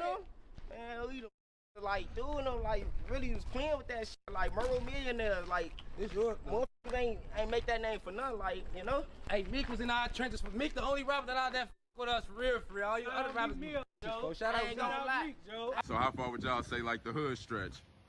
Hood? Yeah. Like far as, okay, Fro Gang type shit? Yeah, Fro Gang. Yeah, from Monroe to Leo Cop. They call the front of Westinghouse the back end. So hold on. Is GD's around Westinghouse, nigga? I thought it was Vice Lords over there by Westinghouse, bro. Wow. I knew Vice Lords got Marshall, but I thought it was Vice Lords and bro, you know I'm from out south, bro. Take over, man. Fro Gang was located near another gangster disciple faction known as G Street, also called GMC, based in West Garfield Park. G Street's main blocks include Jackson and Kilbourne, Congress and Kilbourne, and Adams and Costner, with Adams acting as a borderline between them and Fro Gang. G Street also operates under the name Dirty World, paying tribute to a deceased member known as Dirty, whose name continues to be carried through the faction's identity. Despite both groups being gangster disciples and both being tied into the larger K-Town area, Fro Gang and G Street have had publicly known tension and beef. This makes the situation more complex because it shows how internal conflicts can exist even between factions under the same nation. Many members from both sides attended Helen M. Hefferon Public School and grew up playing around Hefferon Park, showing how close the connection was before the tension developed. BTDG, Carter Block, Westinghouse. Oh, okay, makes sense. Makes sense. I shot video. This is my for real. Like, but this supposed to be the ops. Like, this supposed to be the ops part. No bullshit. This our, we took they blocks. Jackson cars. Off block. Y'all see where we at, right? That's where we at. I'm tweaking, man. Y'all see where we at, man. Ah, shit. Frogang is heavily definitely on allied with Jackson. several of the North Lawndale gangster disciple factions mentioned earlier in the Oh, he documentary. said that's the Together, dude they are connected who through was an alliance known who as had opened in that 1545, crash. combining Oh, 1500 I and remember. 4500, with Frogang representing the 4500 side. Through this alliance, What up, their M-Thing? influence connects from Madison Street all the way toward Cermak Road, even while tensions remain with G Street A, aka GMC across Adams. So what is all GDs out here? All GDs through this, you hear me? Hey, you hear me? All through this cars and script, GDL. We really got the K, like, all that other side, the K-Town on the, that shit ain't no other side of no K. From the Cermak to Madison. G-Them running. Hey, look, it's our G station, man, no bot. Shout out my snakes from across the bridge, 1500 now, man. Brother, them be your history for real. Shout out to 9-2 and Fly now. You know we Frogang, but we're Fly them coming around, be on that flash. Frogang's known rappers and members connected to music include YBHPD, also known as Roberts Banks, Eric Montgomery Jr., known as Onsite 4500 or Lil E, Romaine Turner, aka Lil G, Herman Tolliver, aka Herbo 2 times, YBH Tucci, YBH Jew, and Chief Row 44, Lil Vert 45, Lil Splash 45. Frogang's main shooters and killers, aside from a few of the rappers, include Frogang D-Glow, EBK Twin, Frogang D-Glow? Tez, and DeMarco Triplet, aka Frogang. A nigga name is D-Glow. Newski, who is the biological son of K-Town legend known as Toe G, who we were mentioning earlier in the documentary while discussing about the history of the K-Town gangster disciples. Overall, Frogang stands as one of K-Town's most historic gangster disciple factions. From Back End and Dead End to Monroe Millionaires and YBH, the faction's history is tied to old West Side GD roots, neighborhood money-making, internal wars, fallen legends, and the long-standing reputation of K-Town. K-Town's main allies include Richway and Ghost Mob, two factions affiliated with the Boy, this picture definitely voodoo. Everybody in this picture is dead, bro. They all dead, bro. I remember when they took this video. Every last one of these niggas is dead. They all dead. I feel like they was getting, I don't know to say this, but I'm going to say this because it's me and I don't give a fuck. Them niggas was getting a belt, gang. I ain't going to lie to you. They was getting that Benel. conservative vice lords. Yeah. The alliance between the K-Town gangster disciple factions and the Richway conservative vice lords is said to have developed partly through family ties between members from both sides. According to local accounts, a member from the Frogang faction of K-Town and nephew from the Richway faction were biologically What's that shit called? related, creating a personal connection that helped strengthen relations between the two groups. Over time, that relationship reportedly contributed to both factions becoming closely allied, despite representing different street organizations on Chicago's West Side. Reed nephew, shorty, 700 Ridgeway. Y'all know how we coming. From the I to the K, no bot. In more recent years, K-Town gangster disciples have also built strong ties with Vonoff 1700 and the L Block / Toss Gang faction. Hold on. Who? I thought he beef with Frogang. I to the K, no bot. In more recent years, K-Town gangster disciples have also built strong ties with Vonoff 1700 and the L Block / Toss I thought he beefed with Frogang. Gang faction of the Four Corner Hustlers and even members of the 757 Alliance from Chicago's South Side Low End. This alliance structure became a public talking point because Toss Gang and K-Town were both already involved in conflict with Sane Gang. Fuck Sane Gang 757. rappers would mock the link up online, suggesting that K-Town and Toss Gang only Bro, this came nigga together used to be a foe. Him flipping insane. He a goofy. And he still got the black diamond tattooed on his face. Like, he a goofy. because they shared a common enemy.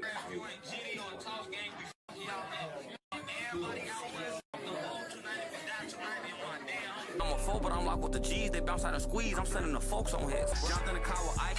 He trying to kill anybody the same be with. They say the ops just cooked up with the GDs. That's that goofy shit. You the type gon' put it in the song, didn't even do the shit. Ike got shot in his shit. Like how he make it through that shit. He got left in his pistol. Now that nigga think he 50 cents. K-Town gangster disciples are known to have conflicts with more than 15 different street gang factions across Chicago. 1500 rapper 1500 Fats even referenced this publicly, claiming that out of those 15 opposing groups, only one faction was actually up on K-Town in terms of how many deaths and losses of members exchanged from both sides. Aside from Danny Mob and Lil D Mob in Holy City, K-Town's most notable documented rivals include Tinkyville, also known as Tinkyville. And they hanging on fucking street signs like Mexicans. I never liked it out west. I ain't gonna lie. Let you know, just let this shit state. I've always hated out west. I've never liked it out west. And y'all make it real easy for us not to like y'all blood. I ain't gonna lie. Like, on some shit, y'all make it real easy for us not to like y'all, folks. Spalding Money Gang, located around 15th and Spalding. TTU, a traveling vice lord faction. The Black Mob Four Corner Hustlers faction, who are closely allied with TTU. Shaw Boys, also known as Shaw Nem, a new breed faction around Grenshaw and Karlov. Baby T Blood Gang, another traveling vice lord faction. DMG 7 Deuce from 72nd and Artesian. Toss Nem, also known as FSG, around the 3900 and 3800 block, stretching from Madison to Congress near Springfield. Huron Mob, also known as LNH, around Laurel and Huron. I hate y'all names, bro. The Poppy Gang Four Corner Hustlers faction, located on Lexington and Pulaski. Sedville, also known as 1300, based in... What the fuck they linked with Sedville?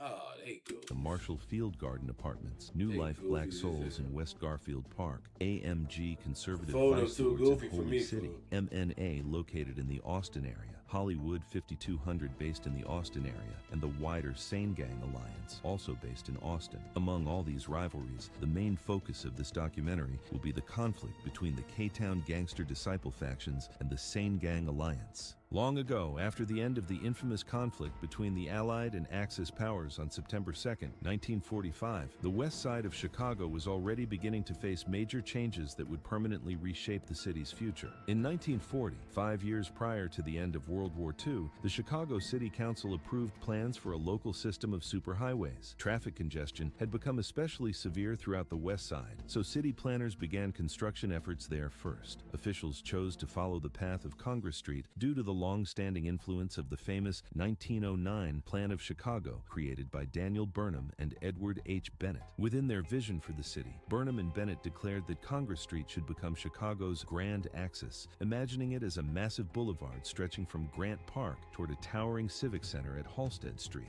Although that civic center was never ultimately built, the idea of Congress Street serving as a central axis for Chicago remained influential for decades. As the expressway project expanded westward, construction heavily disrupted neighborhoods such as East Garfield Park, West Garfield Park, and Austin. The Austin neighborhood itself would begin undergoing major changes in 1949 when construction officially began on the Eisenhower Expressway, which cut directly through the southern portion of Austin. The expressway accelerated the departure of many white residents who had lived throughout South Austin, causing a dramatic decline in white-owned businesses, equal city service support, available resources, industrial jobs, and overall economic stability within the area. The changes were further intensified by racially motivated realtor practices and segregation policy Redlining, y'all. occurring throughout the city at the time. These developments also unfolded during the era of the Great Migration, when thousands of African Americans migrated into Chicago from the southern United States, particularly from states such as Mississippi and other parts of the Deep South, seeking employment opportunities and improved living conditions. On January 10, 1964, the Chicago City Council officially renamed the Congress Expressway after former U.S. President Dwight D. Eisenhower. The highway's new name honored Eisenhower, who had proposed the American interstate highway system during the 1950s. Around this same period, the first African American families began moving into the area surrounding Cicero Avenue and Jackson Boulevard. Some families resided on the 4734 block of West Jackson Boulevard, while one member's grandmother lived on the 4808 block of West Jackson Boulevard. From these early families, one of Austin's most historically significant street organizations would eventually emerge. By 1965, the Cicero Vice Lords had formed, becoming both the first African-American gang established in Austin and the first Vice Lord faction to operate within the neighborhood. The original founders and early members of the Cicero Vice Lords included Freddie Pye, who was widely considered the organization's leader, along with King Ike, Lulu, and Lord Peanut. Many of the original Cicero Vice Lords members attended Horatio N. May Community Academy, located on the 512 block of South Laverne Avenue. The school would later close on May 22, 2013, alongside 50 other Chicago public schools, before reopening in 2014 under a different name, being George Leland Elementary School. During this same time period, around 1964 to 1965, Benny Lee moved to the west side of Chicago from Cleveland, Ohio, settling near Van Buren and Kildare. Hold on, bro. Time out. You tell me Benny Lee ain't even from the rack? Bro, we've been getting lied to our whole life, gang. And, bro, it made me feel, because I met Benny Lee, bro. And he not even from the rack, gang.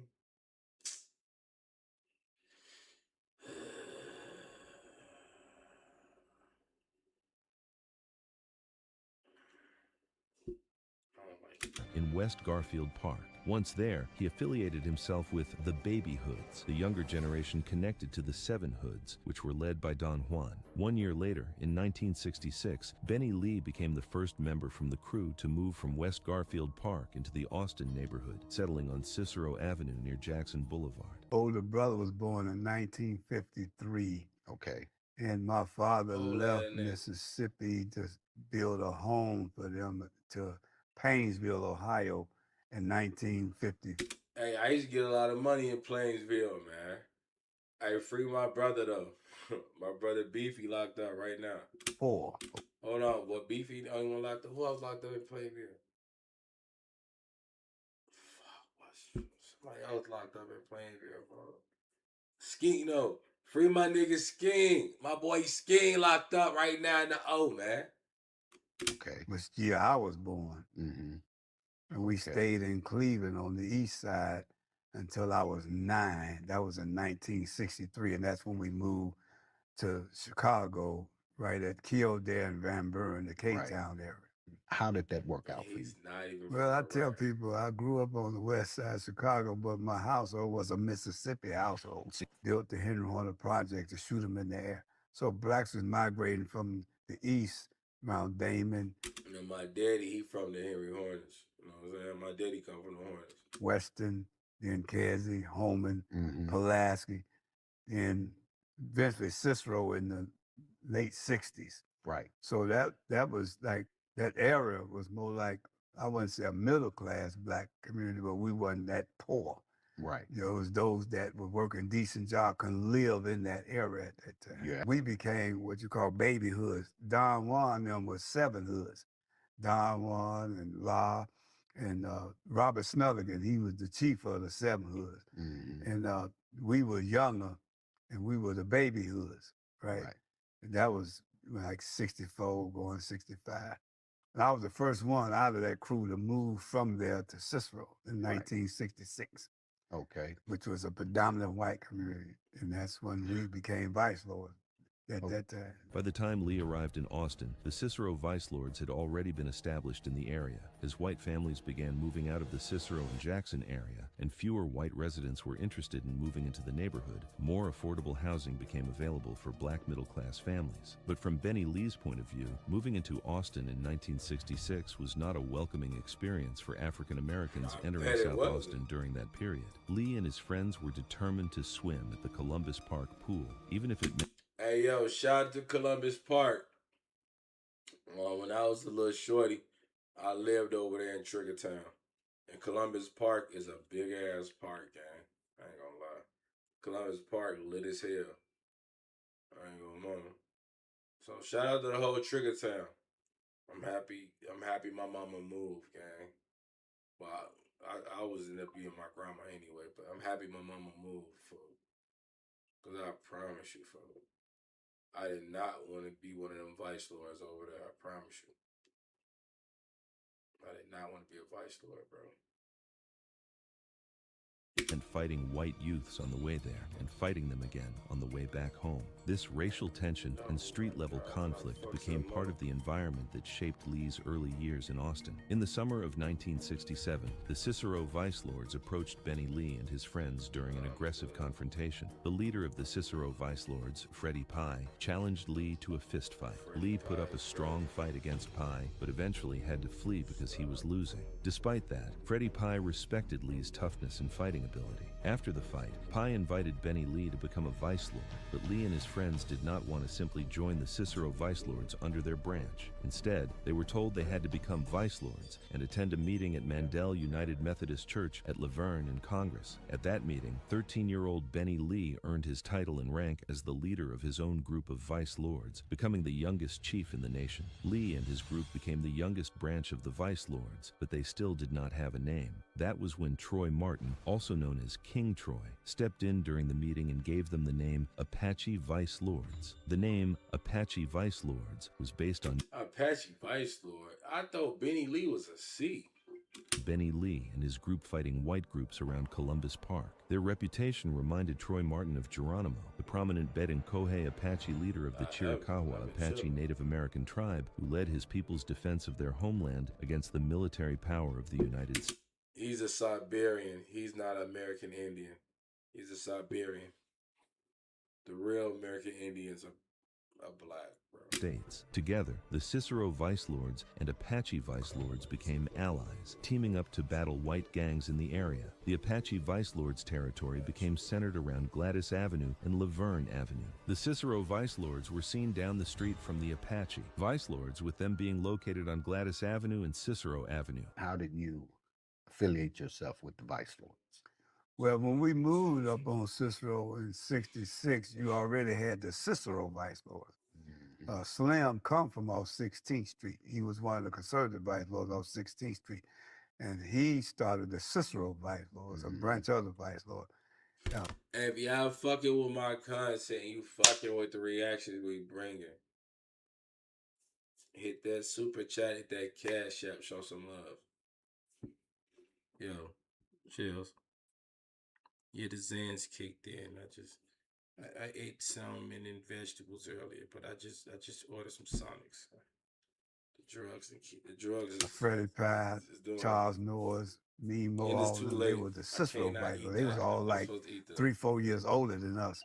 They noticed us because we was fighting white guys to go swimming at Columbus Park. We traveled through that white community, fight them inside the pool. Why they don't got chili tots no more?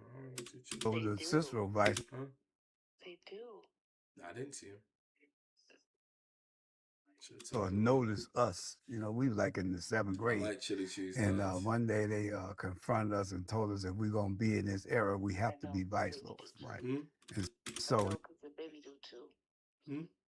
I know, because your baby do too. Goddamn. Baby like him too. They said it's gonna be a nation meeting at Mandel Church that Friday on Laverne and Congress. We didn't even have a name for ourselves. We didn't even consider ourselves a gang. Right. And so KT, King Troy, or the Mafias today, Troy Martin, he said, well, since we fighting these white boys, Geronimo is an Apache warrior fighting the white man. Why don't we become Apaches? And that's how we became Apache Vice Lords. Right. So when we went to that meeting, we became the youngest branch of the Vice Lord Nation. That was like the summer 1967. And I was recorded as the youngest chief of the nation at the time. I was 13 years old at the time. Right. Over time, the Apache branch developed a reputation for violence. One major incident occurred on Christmas Eve in 1970 when two 16-year-old members of the Apache Vice Lords robbed a man of his welfare check money. When police arrived to arrest the suspects, the two young Apaches became involved in a gun battle with officers while they and others attempted to escape. Both boys were killed during the confrontation. Police officials later praised Austin District Officer Scott A. Odell, who had joined the force in January 1969. Commander Victor Verdolyak of the 15th District stated that there was no question about the situation, saying the only other thing Odell could have done was get himself killed. Odell informed his superiors that he fired at the youths 4 times with a shotgun and once with his service revolver after 2 shots were fired at him at close range from a dark gangway. A youth identified as Donald Powell, who was 17 years old at the time and resided on the 4817 block of West Monroe Street, was slightly wounded. The 2 slain members were identified as Charles Williams of the 4904 block of West Monroe Street and William Curtis of the 913 block of South Independence Boulevard. Curtis was identified as a student at Austin High School. 6 other individuals were arrested, including a 15-year-old girl. The gun battle took place at 1:10 a.m. behind the 4823 block of West Adams Street. Check this out. I would have been a C.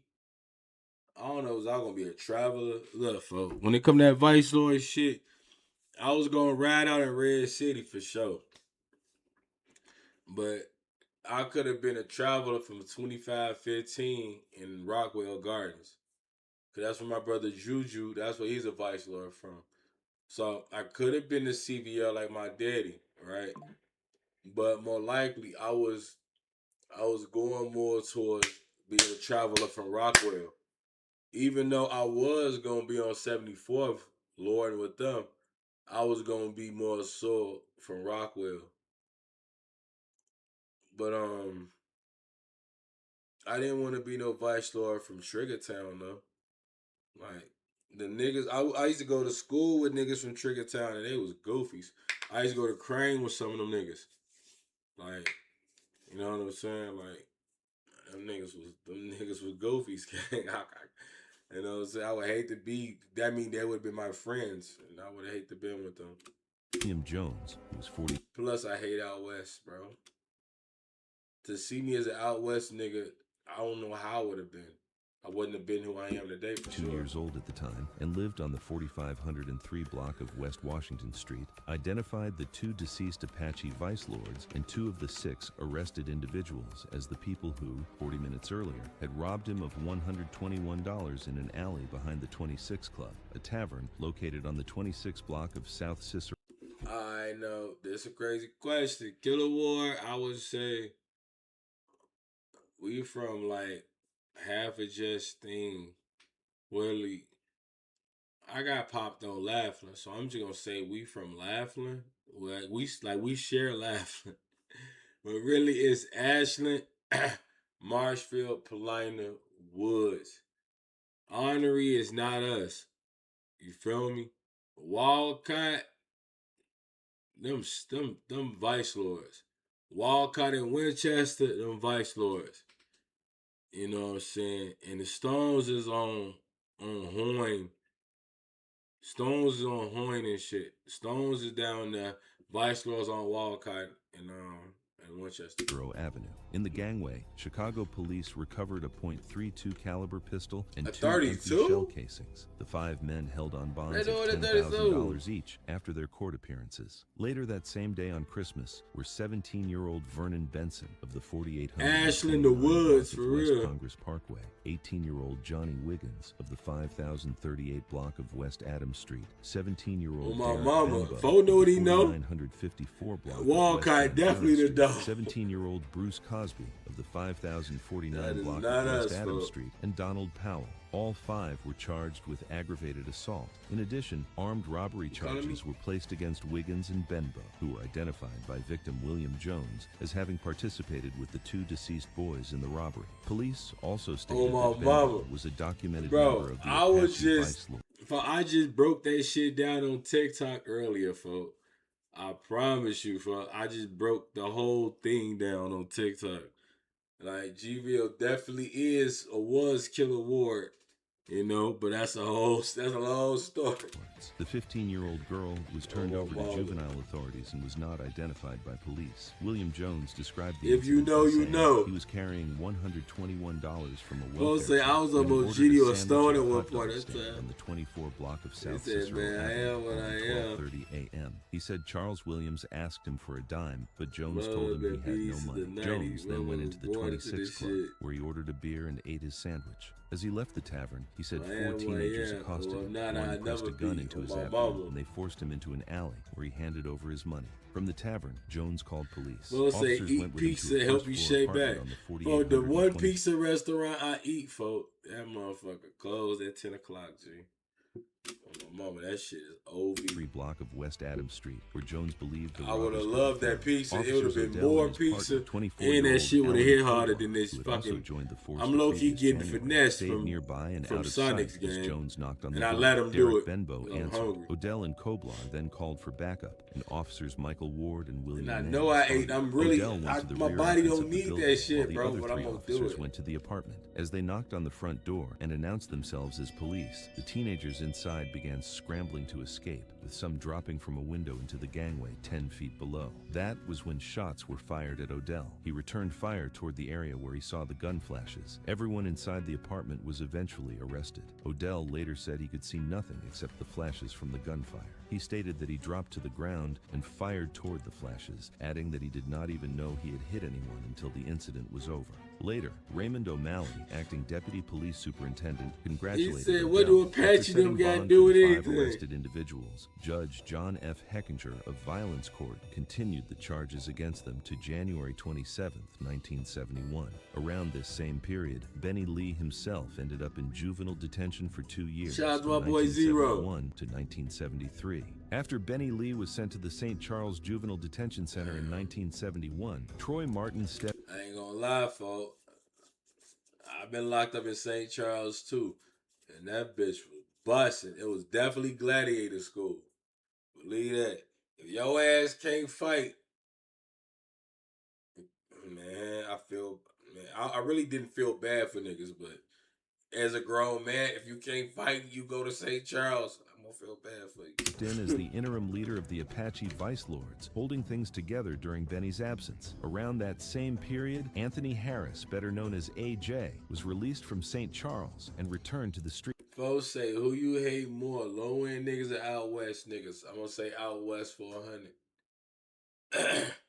Cause low end niggas, we still got the same, like, they just low end niggas, gang. Like, they got that, they got some little shit with them. But we just had a rivalry with them. But out west niggas, I just don't like them, bro. After moving from K-Town to the Austin area, settling around Van Buren and I just don't like out AJ west. brought with him his original crew, known as the Seven Hoods and Baby Hoods. Once he linked with Troy Martin and the Apache Vice Lords, the two groups merged and formed what became known as the Insane Vice Lords. The Apache Vice Lords did not become the Apache Insane Vice Lords. Instead, the new movement became known simply as the Insane Vice Lords. In 1971, AJ, later known as King Assad Shabazz, introduced a spiritual and ideological structure into the Cicero Vice Lord movement, blending Islamic-inspired beliefs with street organization. He created the concept of the insane identity and the tribe of El Shabazz. Under this belief system, the Insanes traced their roots back to the conservative Vice Lords, describing themselves as a branch growing from the larger Shabazz family tree. With approval from the older generation of Cicero Vice Lords from Gladys and Cicero, AJ's movement became officially recognized as the Cicero Insane Vice Lords. The godfather figure of the Cicero Insane Vice Lords was Lawrence C., better known on the streets as Peanut. Within the early structure of the Insane Vice Always Lords a and the peanut. Shabazz movement, Peanut was recognized as one of the respected elder figures connected to the original Cicero street side's generation. definitely As the Insane confusing. branch expanded throughout Austin and the West Side. That boy got the Candyman Peanut's coat name on, remained boy. tied to the foundation. Where you get that and from, older blood? Leadership influence behind the Cicero Insane Vice Lords. Willie Booker was recognized as the original prince of the Cicero Insane Vice Lords. As one of the earliest respected members within the original Insane structure, Willie Booker played an important leadership role during the early years of the Cicero Insane Vice Lords and the El Shabazz tribe, the movement founded and led by Anthony Harris, also known as King Assad Shabazz. King Assad Shabazz remained a historic figure connected to the Insane movement until his passing in 2020. Early figures connected to the insane movement included AJ, Don Codeine, Willie Cage, Chief Eddie, Skullbone, Icy Duck, and King Troy. Later that same year, Troy Martin moved farther west in Austin, near Van Buren and Central Avenue. There, he formed his own faction under the Insane branch, known as the Central Insane Vice Lords. Original Central Insane members included Troy, Chubby, Chief Eddie, and Pookie R., who was recognized as the Prince of the Central Insane. Now, Kevo just asked me really $1 million question for real. Now, I'm happy you asked me that, bro. Cause this is gonna be a hellified answer. Now, hold on, I gotta wait till it load up. He said, now shout out to my nigga Kevo. Kevo said, don't you fuck with the village. Isn't that out west? Not for real. I'm gonna let you know 3 reasons why. 1, they got numbers, right? The numbers stop after the village. Once you get out the village, that's where the numbers stop, right? They got, now don't get it twisted. The street sign, my sign said 13th West. It said 13 West. So you would think it's West.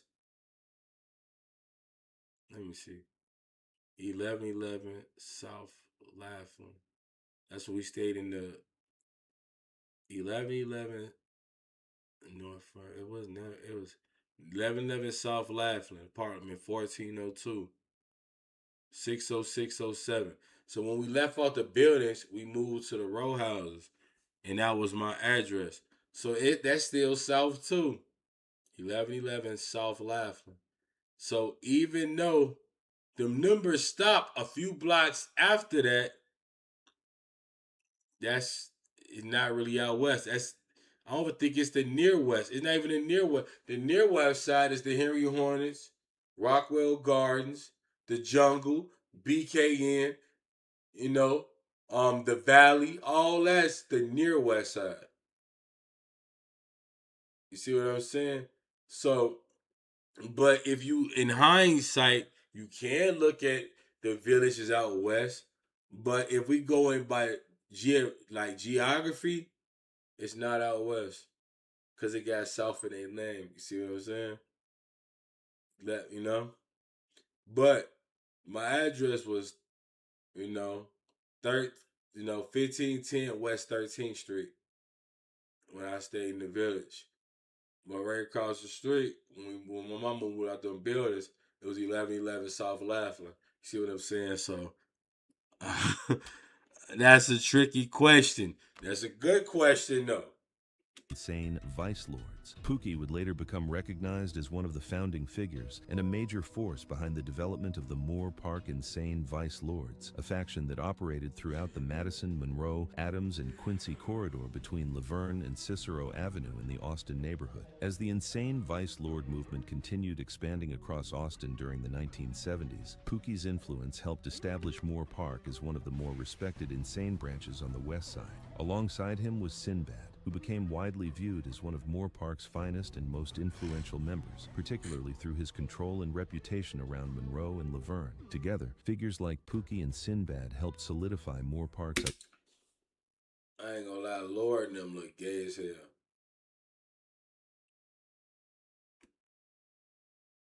Yeah, folks zesty as hell. Oh, for these niggas fucking.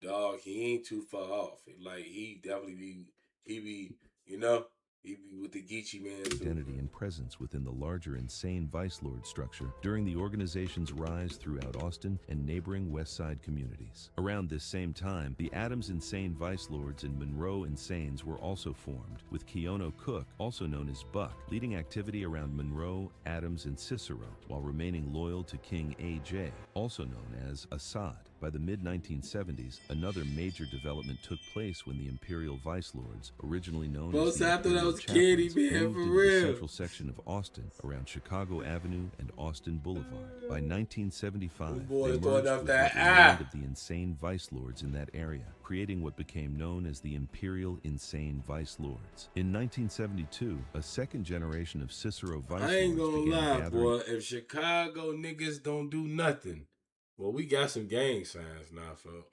LA niggas do too much, folks, but we got some shit. Like, who the fuck would think of throwing up the eye like that, bro? LA niggas be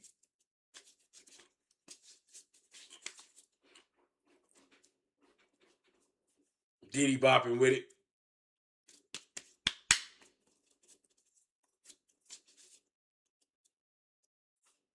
Around Get Cicero out. and Congress. Many of these young members lived in the Courtway building, which once stood near that corner. Their leader was 17-year-old Eddie Richardson, also known.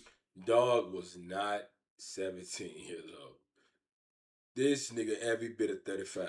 Known as High Neef, a former Black Souls member and the High brother Neef? of Pookie Okay. from the Central Insanes. His second in command was Carmen Tate, also known as Redmond. This group became known as the Undertaker Vice Lords. According to street they history, made that shit the name quick, came boy. from an initiation I ritual know that where shit younger been sitting recruits around. were required to throw rocks through the windows of the Fountain Jordan Shepherd funeral home, forcing them to stare at a dead body and confront No, okay, the Undertaker. death directly. Other key original members included Squeaky, DeJohn Wheatley, also known as King Pipe, Chris McFowler, also known as Booney. After forming in 1972, the Undertaker Vice Lords joined the Insane branch under the Shabazz tribe, becoming known as the Undertaker Insane Vice Lords. By 1977, Troy Martin had officially become one of the most feared and influential figures connected to the Insane Vice Lords organization. That same year, Martin was convicted for the November 13, 1976 murder of Charles McGee, along with the aggravated battery of Eric Williams. The court sentenced him to a concurrent term of 25 to 50 years for murder and 3 to 10 years for aggravated battery, while acquitting him of the attempted murder charge involving Williams. Despite his incarceration, Troy Martin's influence on the streets and within the prison system only continued to expand. Operating from behind bars, Martin maintained control over the Central Insane Vice Lords while simultaneously building deeper relationships with high-ranking leaders throughout the almighty Vice Lord nation. Over time, his reputation evolved from a respected neighborhood leader into one of the most powerful political figures associated with the Vice Lord structure on the inside. Meanwhile, in 1981, Benny Lee returned to Chicago's Austin neighborhood after being released from the Pontiac Correctional Center. Lee had spent nearly 3 years imprisoned following the infamous 1978 Pontiac prison riot, before ultimately being acquitted of the charges connected to the incident. Although Benny Lee was still publicly recognized as the symbolic leader of the Insane Vice Lords upon his return, his mindset had drastically changed. As the drug era rapidly escalated across Chicago during the 1980s, Lee became less interested in direct gang leadership and increasingly distanced himself from street politics and organizational expansion. By 1989, Benny Lee had fully renounced his role as an active gang leader and formally passed leadership of the Insane Vice Lords to Troy Martin. With complete authority now consolidated under Martin, a major transformation began to take shape within the organization. Troy Martin introduced a new concept intended to supersede every existing Insane branch under one unified structure: the Mafia Insane Vice Lords. Martin declared that all organizations operating under the Insane identity and Shabazz tribe would now fall under the Mafia demonstration. The move effectively ended the independence of numerous long-established insane factions throughout Chicago. The term Mafia itself carried symbolic meaning within the organization, serving as an acronym for Mothers and Fathers in Africa. Members adopted new hand signs representing the letter.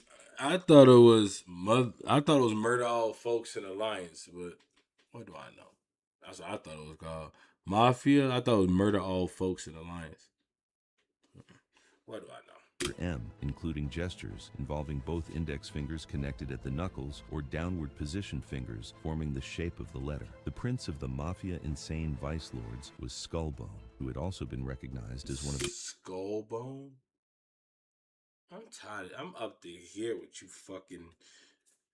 Excuse me, out Westigans and y'all motherfucking shit, folks. I'm tired of you out Westigans, gang. Scoop dumbass The names, original man. members of the Cicero Insane Vice Lords. Other early and respected mafia figures included Lynn, Boggy, and Tulo. The first Men, Boggy. I've never met a nigga named Boggy. And Tulo. This nigga like that Shamar Daddy right here. The fucked up ass eyes. All he needs a bent back. Organization completely dismantled and absorbed into the new mafia structure was the Central Insane Vice Lords under Troy Martin himself. In 1989, the Central Insane Vice Lords officially ceased to exist independently and became fully incorporated into the Mafia Insane Empire. The rise of the Mafia demonstration effectively marked the death of the Central Insane identity. That boy got that $150 hole, boy. However, not every insane faction accepted the transition peacefully. High-ranking leaders from the Cicero Insane Vice Lords, Imperial Insane Vice Lords, and Undertaker Vice Lords strongly opposed surrendering their autonomy to the new mafia leadership. Many of these older leaders preferred conflict over submission. Anthony Harris, also known as AJ, was reportedly among those who rejected the idea of abandoning the original Cicero Insane identity. Despite resistance from leadership figures, large numbers of younger soldiers and section leaders from various insane branches began flipping to the mafia concept anyway. The result permanently weakened several older insane organizations and severely damaged their long-term recruitment bases. The Imperial Insane Vice Lords experienced similar internal fractures. Although their leadership initially rejected the mafia movement, numerous members eventually crossed over, and over time, much of the Imperial Insane territory became dominated by Mafia Insane Vice Lords due to constant defections. They was flipping shit, folks. Between 1989 and 1992, the mafia concept rapidly expanded throughout Chicago streets and correctional institutions alike. By 1992, the new organizational structure had become fully recognized and enforced throughout many vice lord circles. As more sections fell in line with the prison-issued leadership directives, the remaining traditional insane vice lord branches continued shrinking in both numbers and territorial influence. Much of the eventual mafia insane vice lord territory had originally been built and controlled by insane vice lord factions throughout the 1970s and 1980s. Entire neighborhoods and suburban sections that once operated under independent insane banners gradually flipped into the mafia structure, causing the older insane legacy to become absorbed into the expanding mafia empire. One of the earliest notable flips occurred at the 4120 South Prairie Avenue buildings, commonly known as the Lonely Buildings, located near 41st and Prairie. Originally controlled by insane vice lords, the section officially flipped to Mafia Insane Vice Lords in 1989 after a highly respected mafia member known as Nose reportedly came into the projects and established the new demonstration there. Resistance against the mafia movement also intensified conflicts across Chicago. Eddie Richardson, also known as High Neef, who was recognized as a major leader within the Undertaker Cicero Vice Lords, refused to submit his organization to mafia authority. Rather than joining the new structure, the Undertakers distanced themselves even further from the insane concepts altogether and began operating simply as the Undertaker Vice Lords. Their refusal triggered violent tensions. Real nigga, I fuck with that. Shout out to them dirty U's, boy. Between the Undertakers and Mafia Insane Vice Lords, eventually leading the Undertakers to develop strong alliances with the Four Corner Hustlers against the growing Mafia influence. As the Mafia demonstration expanded during the early 1990s, its influence reportedly spread beyond former insane branches. Sections connected to renegade Vice Lords and even some conservative Vice Lord factions were allegedly persuaded or pressured into flipping to the Mafia identity as well. Through prison influence, neighborhood recruitment, and organizational expansion, the Mafia Insane Vice Lords eventually developed into one of the largest and most influential Vice Lord demonstrations operating throughout Chicago and in various cities across the country. Illinois, Tennessee, Indiana, Mississippi, Iowa, Kentucky, Wisconsin, Georgia, Michigan, North Carolina, Minnesota, New York, Ohio, Florida, Arkansas, Massachusetts, Virginia, Texas. Now look, Tennessee, maybe. Indiana, maybe. Mississippi, hell yeah. Kentucky, I never seen it. Iowa, out west niggas always go out there. Wisconsin, I don't doubt it. Michigan, I don't know. There's a lot of vice lords in Michigan, probably some mafias. Minnesota, some Chicago niggas there. Ohio, I never seen it. Florida, I never seen it. Arkansas, that's right by Tennessee. I can see that. Georgia, it used to be a lot of vice lords in Georgia. Now, not this shit dead. Ain't no vice lords. North Carolina, I never seen it. New York, fuck off. Massachusetts, never. Virginia, I don't think so. Texas, The original headquarters and motherland of the Mafia Insane Vice Lords was established in 1992 on the North Avenue section of Austin. This What territory up, Baba? became known as Death Row, centered How around you coming, North my Avenue boy? from Austin Boulevard to Lockwood Avenue, with the broader area stretching from Bloomingdale He to said Hersh. Chicago be Death having Row the was most divided by simple Central gang Avenue, signs that creating two motherfucker can historic understand. Oh sides, my the mama. Rough Riders on the west side and L-Town on the east side. Together, these two Mafia Insane Vice Lord factions built one of the most recognized strongholds in Austin. The neighborhood also He said adopted it the sounds concept of better Six than Fun, Doggy a Bone. reference to Illinois Route 64, which runs along North Avenue. Many members from both sides attended Ella Flagg Young Elementary School, helping connect the younger generation before the names M-Dub, M20, OTA, should and have Sanegang invaded that became one. widely known. The older guys, they called it, this really known as Death Row. Up top, North Avenue, that's the strip. That's Check him out. I'm telling you, bro. where, that's Death Row. He got That's that where dumbass black diamond on his face. Look, he used to be a foe under the black diamond, and he flipped Vice Lord and didn't even get that tattoo taken off, folks. His ass a goofy. No, our generation, we came over OTA. That's our. OTA, what that mean? On that ass? From Make Vickers. Make Vickers all the way to Lockwood. The Mafias is not deep, gang. That's what I'm listening to what he said. Like, what? Alright, look, OTA and M20 basically the same thing, just different parts of Central. Yeah.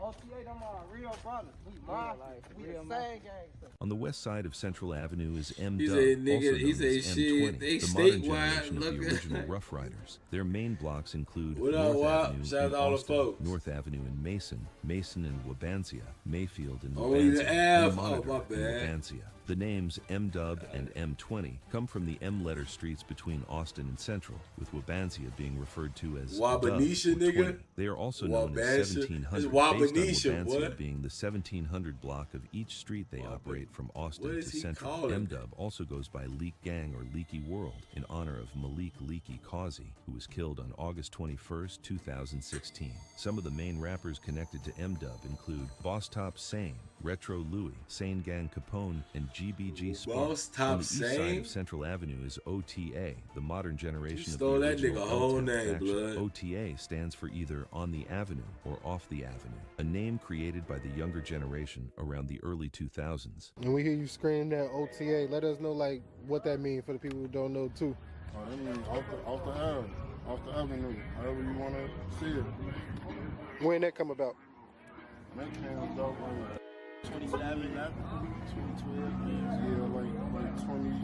I say like 2012. Their main blocks include Lemoyne and Linder, Lemoyne and Lotus, Lemoyne and Luna, North Avenue and Laurel, North Avenue and Luna, Hirsch and L-Town. Pine, and Lotus and Wabansia. Lotus and Wabansia is also where the name LWG, meaning Lotus Wabansia Gang, comes from. The name L-Town came from the territory running from Central to Lockwood, where most of the streets begin with the letter only L, motherfuckers with I know Pine being Mafia, one of the I know exceptions. outside. OTA also It's goes President by Gaga Ma World in honor of Lazarick Gaga and my Webster, cousin who from died at Mississippi. 14 years old in an arson on June 16, 2007. They are also known as Marshall World and Jock City, honoring Marshall Fields Hall and Jaquez Jock Williams, who were killed 1 year apart in 2013 and 2014. Some of OTA's main rappers include Keontae Williams, known as OTA Woo, also known as Bankroll Shorty, Andrew Robertson, also known. Boy, you know what the fuck going on, boy. Hey, Top ain't never been in the game for real, bro. His ass a... Folk, niggas know... Gee, I never liked the Tyree, folk. I ain't gonna sit here and front my move. I always looked at Tyree as a goofy, folks. You know what I'm saying? Tyree, one of them niggas, I ain't gonna lie. Tyree is a nigga that ain't never did shit, folks. But he one of them niggas that what's that word, folks? He It's an M word, folks. What is that word, folks? He be like not misleading, folks. He'll get you to send off. He a manipulator on GDN, folks. That nigga Top ain't did shit nobody, but he'll manipulate some shit. And he'll have you crash out he used to have the shorties crashing on the G, for he's a master manipulator. His ass ain't do nothing to nobody, G. That's what be getting me about Top. You know? Everybody know he a goofy. If you be around Top, Tyree, for only call him Top, for if you seen Tyree, or niggas tell you about Tyree, they be like, man, that nigga goofy. And them the niggas that's with him every day, and they'll tell you he a goofy. See what I'm saying? On my mama, just that simple, G. Hold on, let me get my food, bro. They at the door. Hold on, give me 2 seconds, for it. Gotta grab my strap on.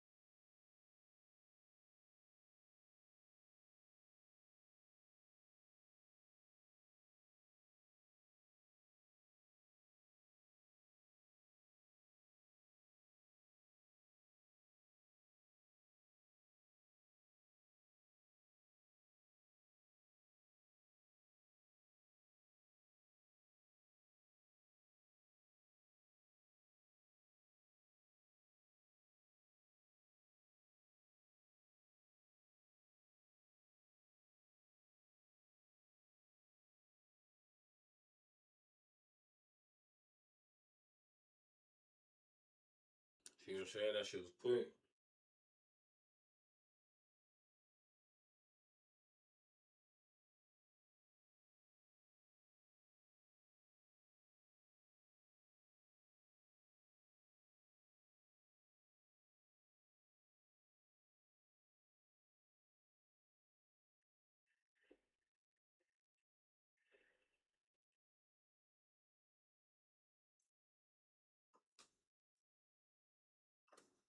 Bro, that shit was quick as hell.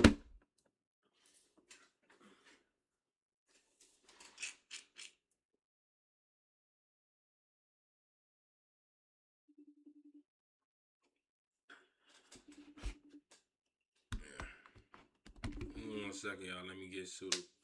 Let me get right.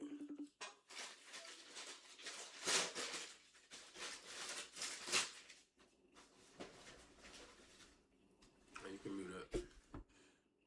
Oh, shit.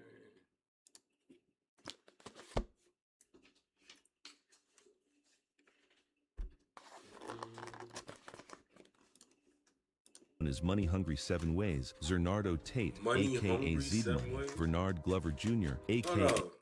Hey, ain't Z Money the nigga that got raped A Shotaboy 33, aka Zeedman, Yeah, he the one that got raped. Jr., aka Shotaboy 33, Quijuan Waters, also known in the streets as Sanegang Lil, Do It or Glizzy Gang Lil, Do It, and RMG Ice. Together, M-Dub and OTA represent the modern Sanegang generation of the historic Mafia insane vice lord motherland known as Death Row.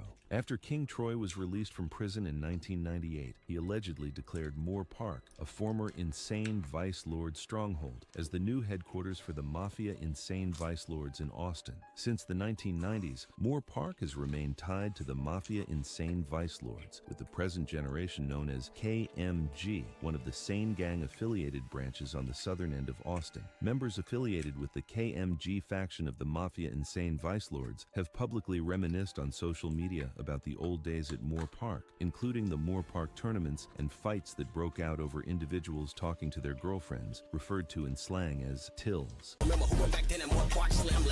KMG, also known as Ken's World or Ken Gang, stands for Ken Money Gang in honor of Leroy Kenneth Robinson Jr., better known as Ken Sane, who died on November 14, 2014 from a self-inflicted gunshot wound. Before the name Damn, he took himself out this shit? KMG became widely used, the faction was originally known as LA or LA Gang, a name taken from one of its main blocks, Laverne and Adams. KMG's territory is generally described as stretching from Monroe to Quincy and Leamington to Cicero, with key blocks around Laverne and Adams and Monroe and Cicero. KMG also goes by TTG, meaning Tutu Gang, in honor of Martin Duncan, also known as Tutu, who was killed on April 25, 2018. His death would later become connected to a separate conflict involving a four-corner hustlers faction, a subject that will be covered in another documentary. KMG, TTG, singing to the death of me. Shout out Tutu Gang, let a nigga mix a Tutu name, that's a stupid bang. North of KMG and Moore Park is LMG, another Mafia insane vice lords faction connected to the Sanegang Alliance. LMG's territory is described as ranging from Lake Street to Washington and from Laverne to Cicero, with main blocks including LaPorte and West End, Laverne and West End, Fulton and LaPorte, and Washington and Lamont. LMG is commonly interpreted as Laverne, LaPorte, Lamont, or La Crosse Money Gang, based on the L-named streets within its area. The faction also goes by LCG, meaning Layman Cash Gang, and is connected to Tai Tai's World / Kente Money Gang, honoring Kentan Scott, also known as Kente or Tai Tai, who was accidentally shot and killed by his close friend from the same set, whom was killed. Bro, the vice lords and all these accidental killings, bro, it's crazy. What the? Them bitches. I already don't eat my chili. Ain't no cheese. God bless America. Years later on December 20th, 2012, and died later on December 22nd, 2012. The roots of LMG's area trace back to the early Cicero insane vice lords era of the 1970s through the early 1990s, when the neighborhood was allegedly influenced by Prince Willie Booker. That legacy later passed through figures such as his son Cool, who became recognized as a higher-ranking member within the Cicero insane vice lords. This older history connects directly to later generations, including deceased LMG member Derek Harris, also known as Heavy. Ken Sane is credited by members as one of the original founders of the modern Sanegang movement in 2014. The term Sanegang is short for the Mafia insane vice lord street gang that each branch and faction is affiliated with. According to members online, Sanegang began around Laverne and Adams, with many of its original members now deceased or incarcerated. Members have also claimed that the original Sanegang identity was tied to people who lived or operated around LaPorte, La Crosse, Lamont, Laverne, and Leamington, all areas connected to LMG and KMG territory. LMG and KMG's known These letters is fucking my head up, bro. rappers include Myro Max, Big Boss Shano, TTG Dizzy, Sanegang Lil Top, Tiga Sane, Sanegang Twan, Sanegang Zell, and Sanegang Biscuit, also known as Biscuit B. Sanegang's primary allies include the Cali Mob, also known as the TTU Traveling Vice Lords faction, Suwoo, also known as Lucky Gang, located around Augusta and Harding, and the Wicked Town Traveling Vice Lords faction operating near Ferdinand and Leamington. Wicked Town and Sanegang also honor a shared fallen member named Rust, who was killed in 2014, with members Rust? They had the worst nicknames ever. commonly referring to him through the tribute name Rust World. Shout out TTU, you, may all they fallen soldiers rest in peace. I fuck with Russell and I know damn well they a step for me. Additional allies include the Danny Mob Unknown Vice Lords, Dale Gang Unknown Vice Lords. I got OTA with me, got Danny Mob with me. Along with Dale Gang, Sanegang is also allied with the Chester Mob, also known as Navy Gang, or J-Dub Traveling Vice Lords faction, Hollywood 5200 Four Corner Hustlers, the MNA Body Snatcher faction of the Four Corner Hustlers, and the Black Mob Four Corner Hustlers faction. Nigga, them niggas get Anaheim Angel Type. A Body Snatcher faction of the Four Corner Hustlers and the Black Mob Four Corner Hustlers faction. Y'all super cool with Impact Gang too, or nah?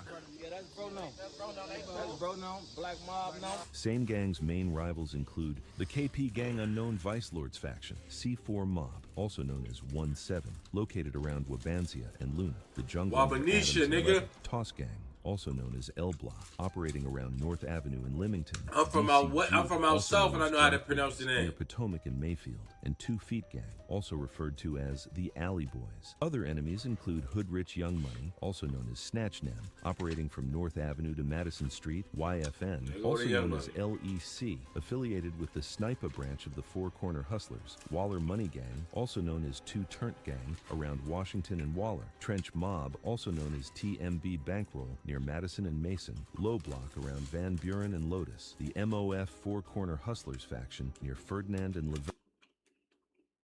Out west is a whole nother world, gang. The 757 Alliance from the Low End area. Beam Team, also known as 1200, near Roosevelt and Lawndale.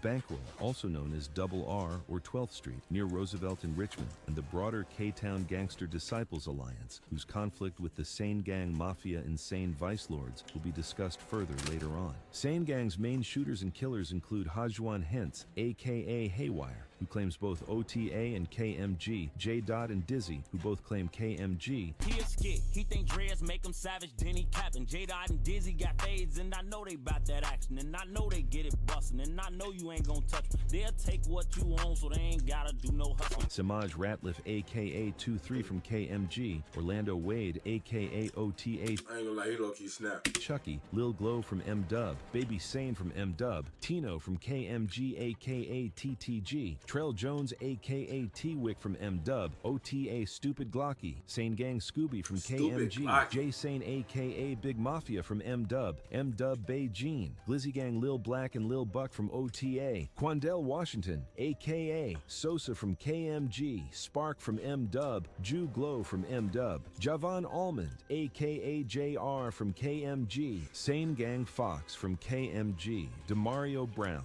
also known as Rio from KMG, Romaine... He calling niggas whole governments, boy. Elkins, a.k.a. Romilly, and Mondry Brown, a.k.a. Top Otto, who were killed 2 years apart from June 9th, 2017 and October 21st, 2019. The modern-day K-Town and Sanegang conflict dates back nearly a decade, beginning in 2016. Before the violence escalated, Fro Gang Gangster Disciples and the KMG faction of Sanegang had been cordial with each other because of a truce the two blocks and factions made during the mid-2000s. That truce would officially break in 2016 after Sanegang formed a bond with the TTU faction, who are known as one of K-Town's most notable enemies. Around that same period in the summer of 2015, Fro Gang formed a bond with KMG, also known as Kilpatrick Money Gang or Cicero Money Team, an Undertaker Vice Lords faction that had been enemies of the Mafia Insane Vice Lords since the 90s. The war between K-Town and Sanegang would officially escalate in the spring of 2016, when members from the OTA and KMG branches of Sanegang, both tied to factions of the Mafia Insane Vice Lords, took the life of a well-beloved Fro Gang member who was also a former high school basketball star for the Farragut Admirals. On March 31st, 2016, 23-year-old Demetrius James Tolliver, also known as DJ or Slinky, was one of 2 people shot and killed near a West Garfield Park school. Another woman and a teenage boy were also shot during the incident. The shooting happened a block away from Heffron Elementary School, located on the 4409 block of West Wilcox Street, which sits in Fro Gang territory. He got popped right in the Demetrius hood. Tolliver, also known as DJ from Fro Gang, and 43-year-old Dejanaba Altman, also known as DD, who was affiliated with the Brickyard Four Corner Hustlers faction down the street from Fro Gang, were both fatally shot. Nah, I know a lot of Now, I knew a lot of niggas from Brickyard. I used to go to school, a lot of them. Frogang and 43-year-old Dejanaba Altman, also known as Didi, who was affiliated with the Brickyard Four Corner Hustlers faction down the street from Frogang, were both fatally shot and later pronounced dead at local hospitals, according to prosecutors. A 16-year-old boy was shot in the back and leg during the incident, but survived at Mount Sinai Hospital. The victims were standing outside on the 4300 block of West Wilcox Street, just across the street from Hefferon Elementary School, around 4:04 p.m. when Hajwan Hentz, also known as Haywire from OTA, and 3 other Sanegang members from KMG and OTA got out of a van and opened fire, according to police. Dejanaba Altman, also known as Didi, suffered multiple gunshot wounds and was taken to Stroger Hospital, where she was pronounced dead at 4:40 p.m., authorities said. She resided on the 1800 block of South Austin Boulevard in Cicero. Police were not certain whether Didi was with DJ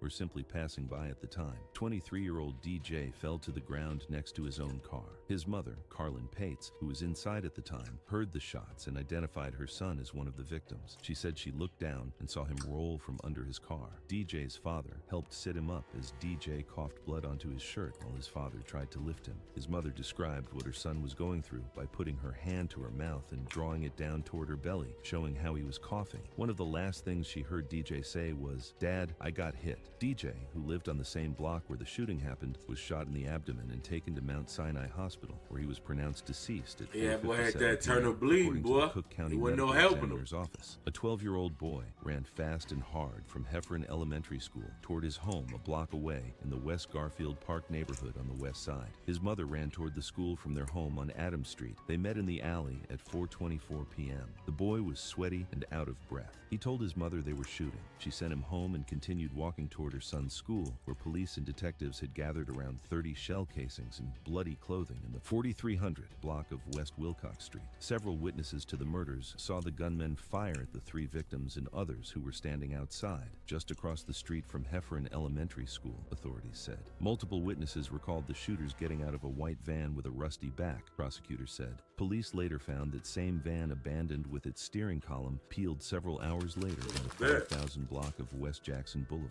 Police learned the van had been reported stolen to Cicero police earlier that day, Santini said. The school was placed on lockdown until police surrounded the scene. The school locked the children inside. Officers parked down the block near the school on the safe passage route, heard the gunfire, and drove toward the victims. Seconds after the shooting, they asked dispatchers to send ambulances. Before his death, DJ played for the Farragut Admirals basketball team. He was known as a prospect and one of the biggest risers in the public league. He was considered the heart and soul of a Farragut squad that turned heads all year. DJ averaged a high school career total of 19 points per game, 10 rebounds per game, 5 assists per game, 3 blocks per game, and 3 steals per game. His playing style was described as versatile, relentless, and unselfish. He was also considered one of the top defensive players in the city and one of the absolute toughest kids. Tolliver filled every column of the stat sheet and helped lead the Admirals to a sectional title, proving he was more than just a name. He was a winner. After graduating high school, DJ went on to play at Highland Community College in Freeport, Illinois. After the murders of DJ and Didi, Jabari Parker of the Milwaukee Bucks passed on his condolences to the family of his former high school basketball rival during a post-game interview after a win on April 1st, 2016. Jabari Parker, a former basketball standout at Simeon High School, had played against DJ and Farragut in March of 2011. Jabari Parker was busting ass, bro. Individual close to DJ and his family was later seen in the comments paying respect to DJ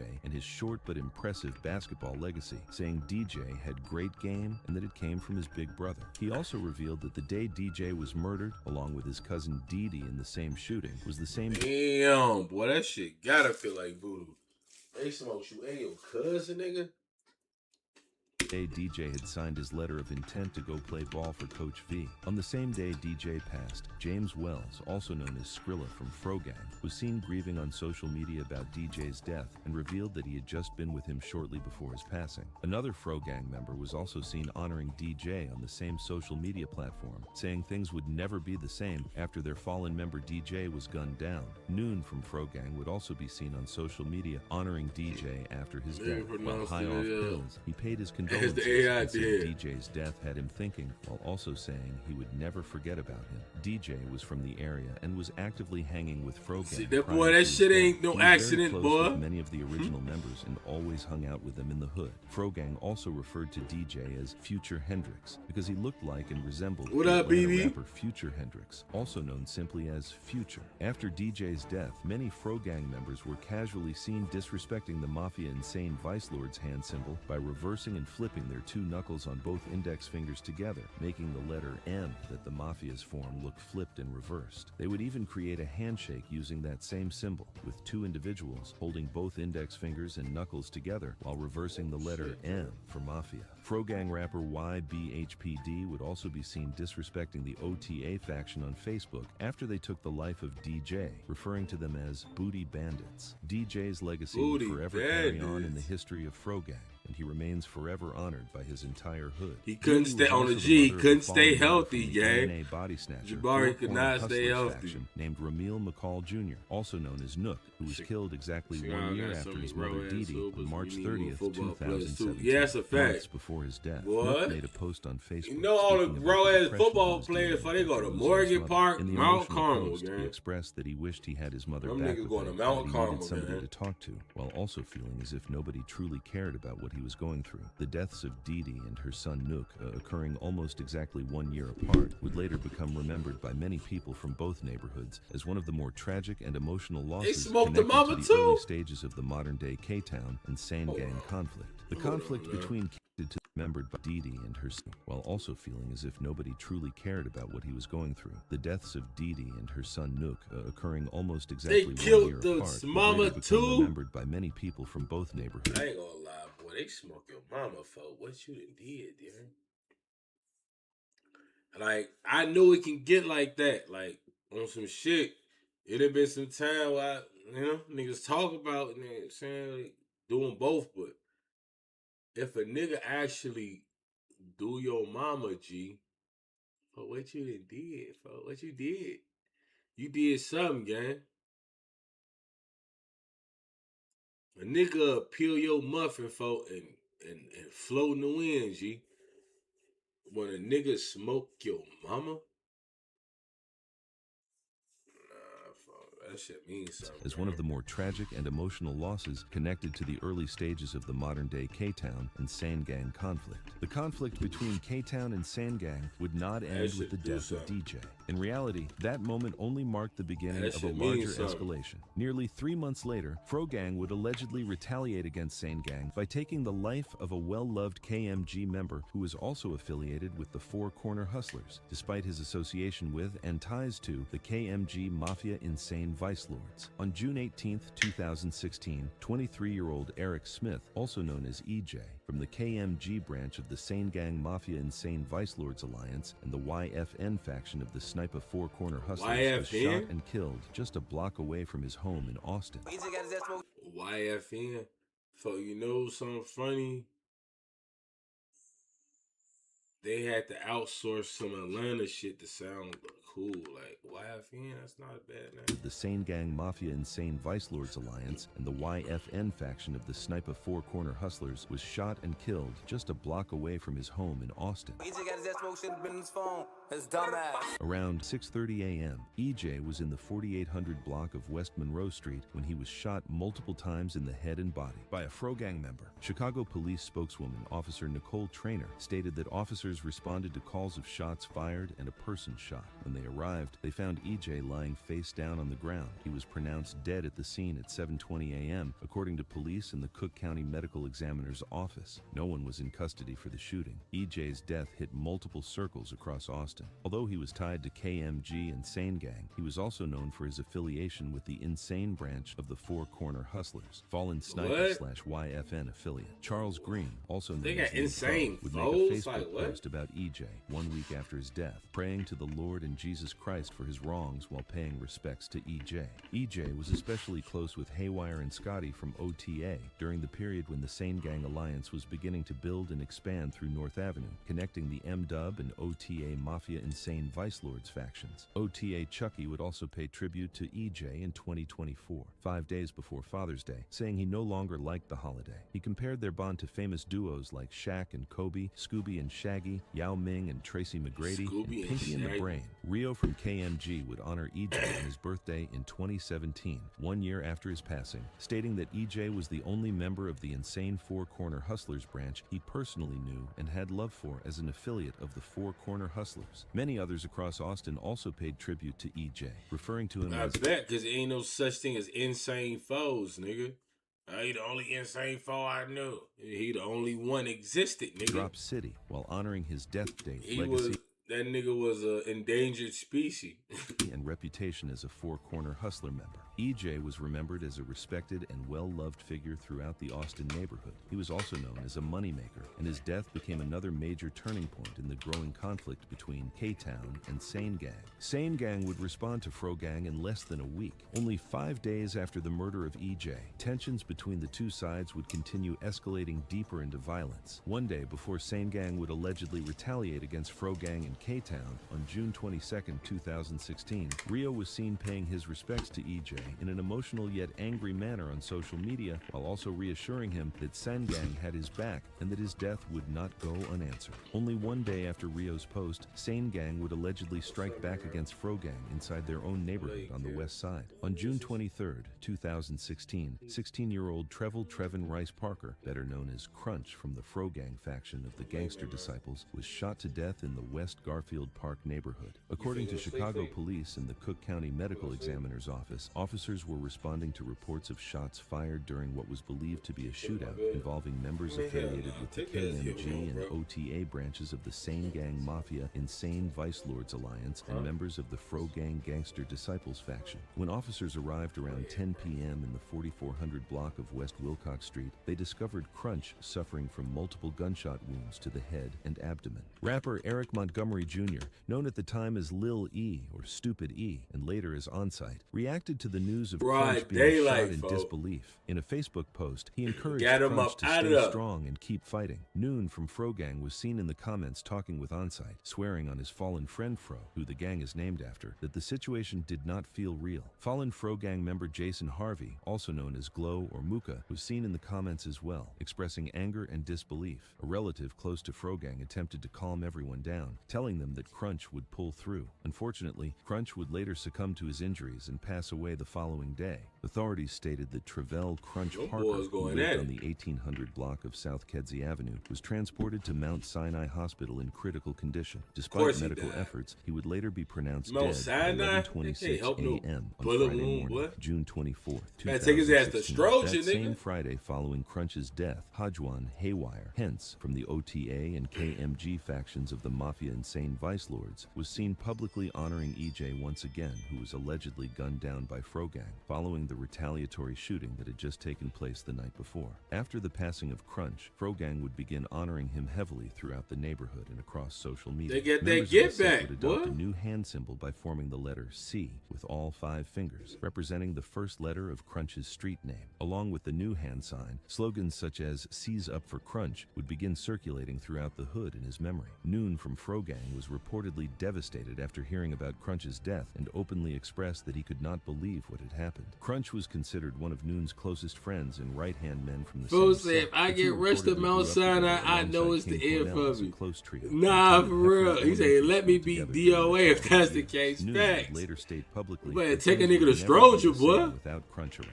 Crunch was also closely connected to the younger generation of Frogang members and rappers during that era. He maintained strong ties. Because check it out. They'd take a motherfucker to Mount Sinai for one of the few reasons, right? One, it may be the closest hospital. Two, like when the hospitals got a lot of shit going on, before the ambulance leave the scene, they call and see what's the wait time. Because even though you got your ass clapped for it, you supposed to be first priority. But they is still call. And if that line long, folk, because the ambulance, when they get there, they got to do paperwork. You know what I'm saying? They got to tell them people, okay, gunshot wound, male, 27 years old, blah, blah, blah, blah, blah, blah. They got to give them all that. They got to tell them what's this. They got to sign off on that.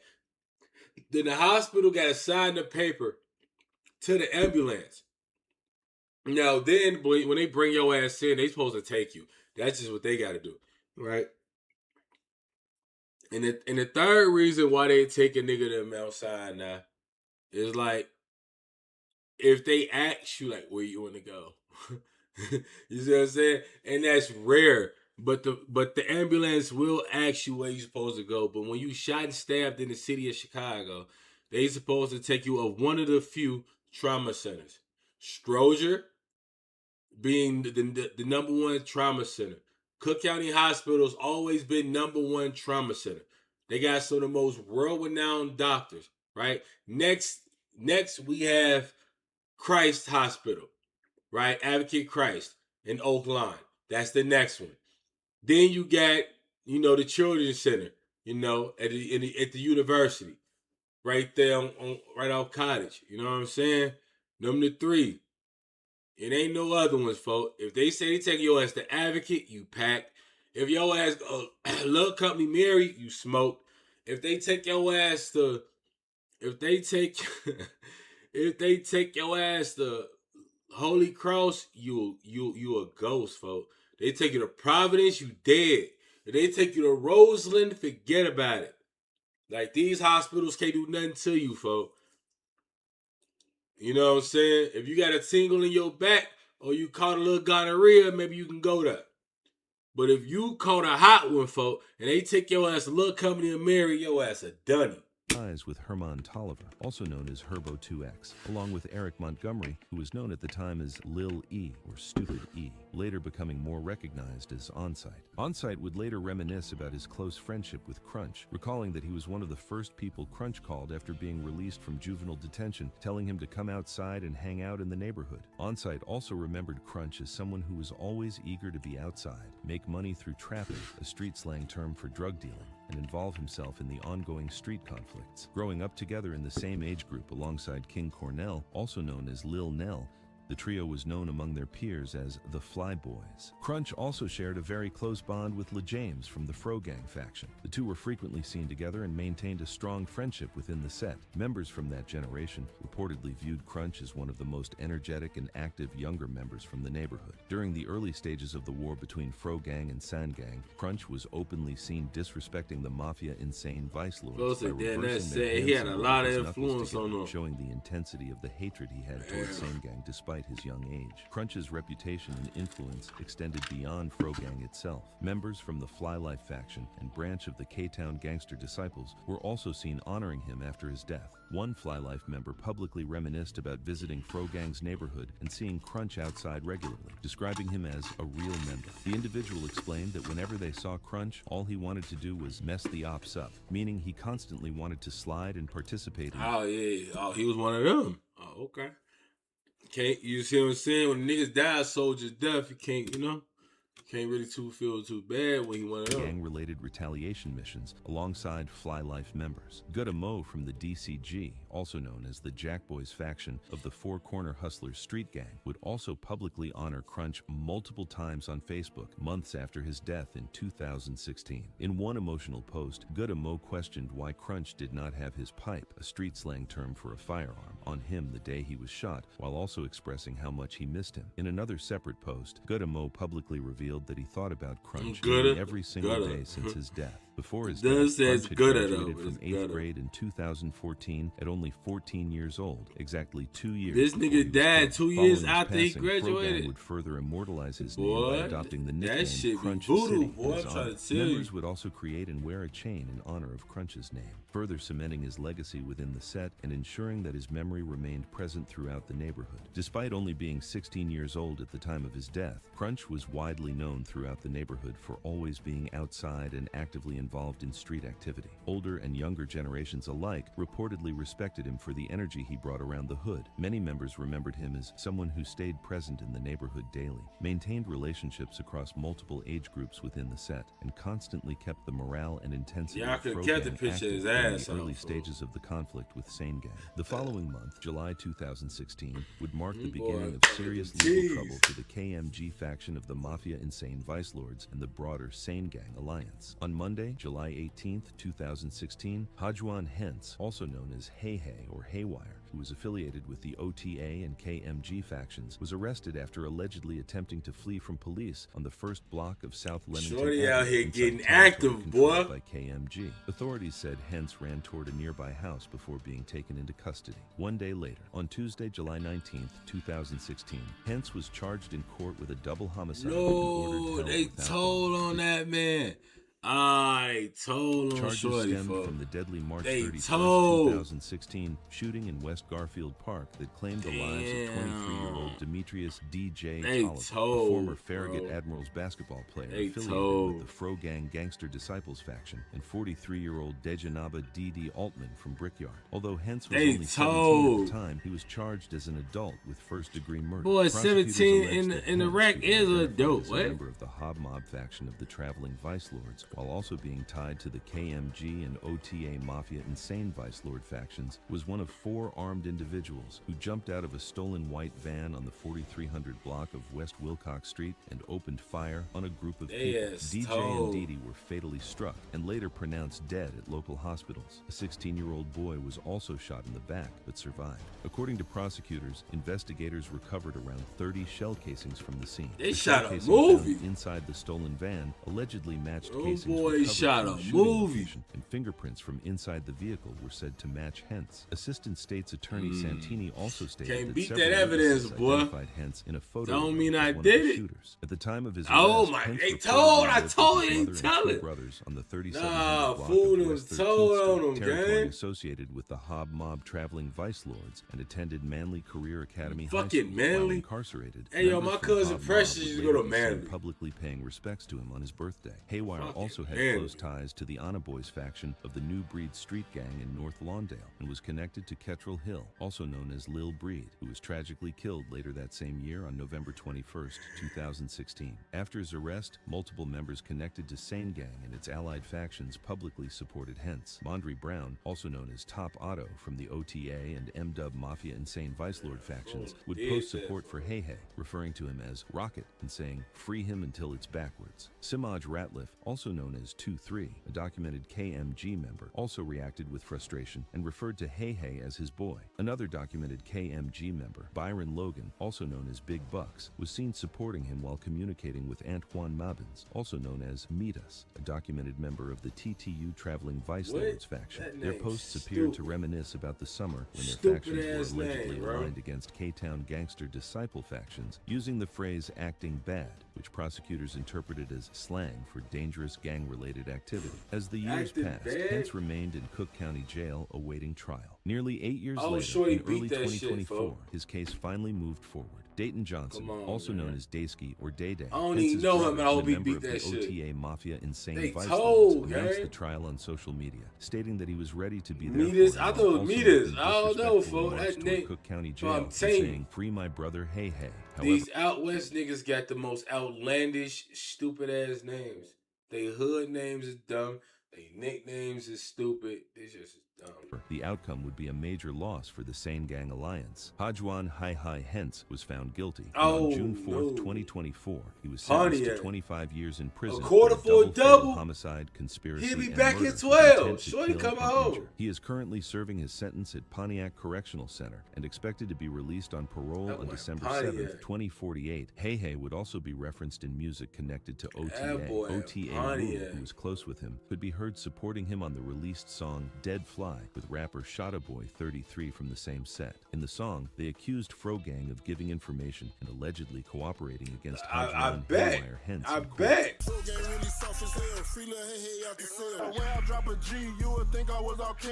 Following the conviction, OTA Daysky would continue reacting to Hey Hey's incarceration, saying he was with him every step of the way. He was thanking smoking him for shit. remaining the same and sticking to the Boy, street. you know real After losing niggas, a boy, well-beloved love and real heavily niggas, active boy. member to the system, karma would yet again take a turn on the KMG faction of the Mafia Insane Vice Lords during their war with the Fro Gang Gangster Disciples faction. 1 week after Haywire's arrest, Fro Gang would allegedly retaliate against the KMG branch of Sanegang. That boy got a 7. I know he ain't Vice playing. Lords faction exactly 1 month after the death of their fallen member, Crunch. One day before the alleged retaliation, a Fro Gang member posted pictures from Crunch's funeral on July 25, 2016, paying respects while telling him to rest easy and throwing up the slogan in honor of his name, Seize Up. Coincidentally and interestingly, only 1 day after that post, Fro Gang would allegedly strike back, taking the life of a well-loved member from the KMG branch of Sanegang, who is also known as a high school basketball player. On July 26, 2016,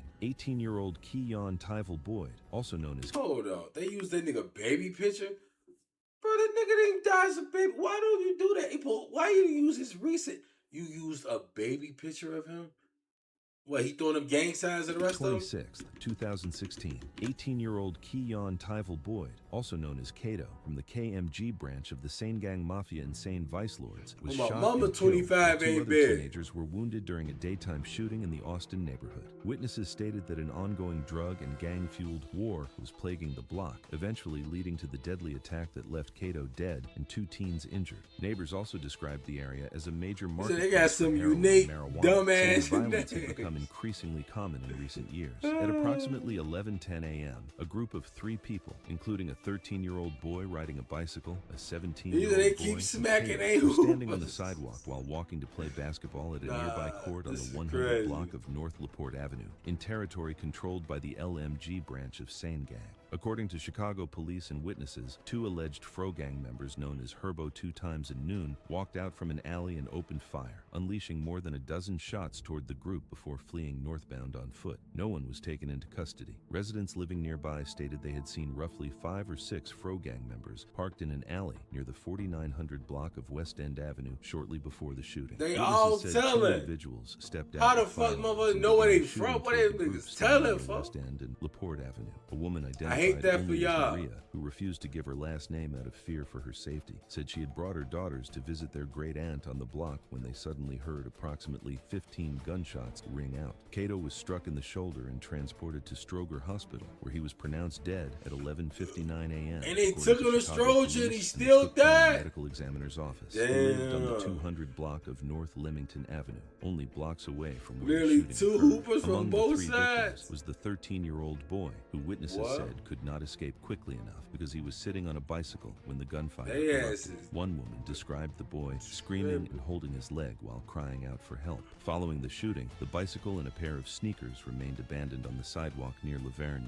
and West End as paramedics rushed to aid the victims. Neighbors identified as Ed and Mary said that while paramedics worked on the wounded teenager, another man suddenly came running down the block from LeClaire Avenue. According to them, the chaos and screaming initially prevented people from realizing someone else had been fatally shot. Ed later looked toward the intersection and saw one victim lying boy motionless shot on a the ground, movie. while another sat upright clutching his side. The 13-year-old victim had been shot multiple times in the legs, while the 17-year-old was struck in the left shoulder. Both were transported to Mount Sinai Hospital and were later listed in stable condition. The death of Kato would heavily impact the KMG branch of Sanegang. Former Southern Illinois University Edwardsville basketball player Terese Williford, who had already lost 6 former high school teammates to gun violence, publicly paid his respects to Kato, who had played alongside him at John Marshall Metropolitan High School. I went to Williford Marshall. described Kato as someone who constantly tried to do things for himself and rarely asked others for help. Because of his infectious smile and positive personality, teammates had nicknamed him Smiley. The two had reportedly been friends even before enrolling at Marshall High School together. During the years following Coach Sean Harrington's paralysis, Kato eventually dropped out of Marshall High School, though he later earned his diploma elsewhere. Despite that, he remained highly respected among his peers and within the KMG branch of Sanegang.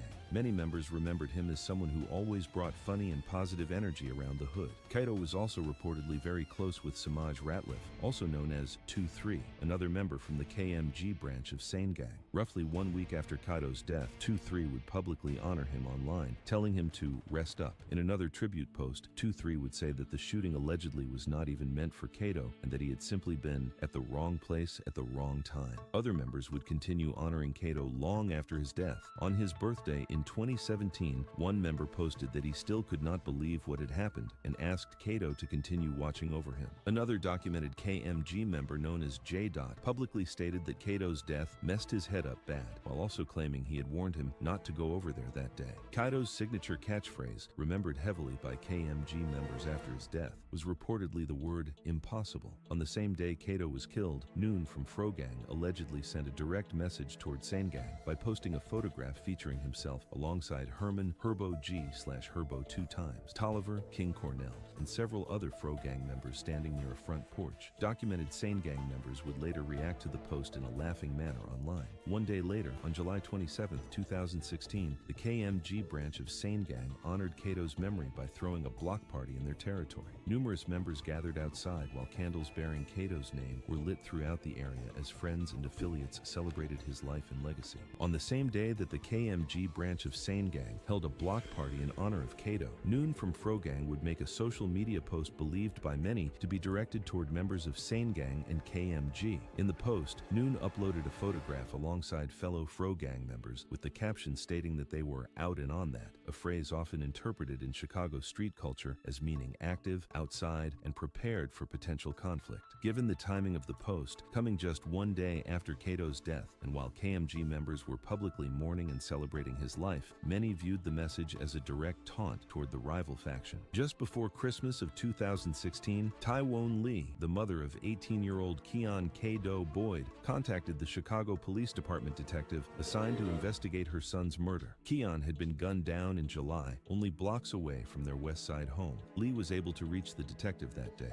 but she said she received no meaningful update on the status of the investigation. By that point, she had reportedly called police more than 20 times since her son was killed in Austin. Most of those calls ended with voicemails that were rarely returned. Keon Boyd was one of 57 people killed that year in a police district with a population of roughly 59,000 people. As his mother continued searching for answers, police officials reportedly asked for patience, explaining that detectives across the city were overwhelmed with homicide cases, but that explanation did little to ease her frustration. After the Christmas phone call, Lee expressed anger over what she saw as a lack of accountability. She said she understood detectives had heavy caseloads, but emphasized that solving murders was their responsibility. To her, justice meant identifying and holding accountable the individuals allegedly involved in her son's killing. Online, the grief from Keon's death also spread through those close to him. A.E., an associate of the KMG branch of Sanegang, mourned K-Do on Facebook and reflected on smoking with him just one day before the murder. A.E. was also close with Haywire from the same broader Sanegang circle, including the OTA branch, and later honored him on his birthday after Haywire's incarceration. For A.E., that period marked a double loss, one close associate taken by street violence and another lost to the system. Exactly 1 month after the death of K-Do, during the bloody conflict between the Frogang gangster disciples and the KMG Mafia Insane Vice Lords branch of Sanegang, violence around K-Town GD-controlled territory continued heating up toward the end of summer 2016. During this stretch, another major loss would hit the K-Town side. On August 28, 2016, 30-year-old DeMarco Richards, also known as Shady, a well-loved gangster disciples member from G Street, a faction located down the street from Frogang within the K-Town neighborhood, was shot and killed in West Garfield Park, with 2 others wounded.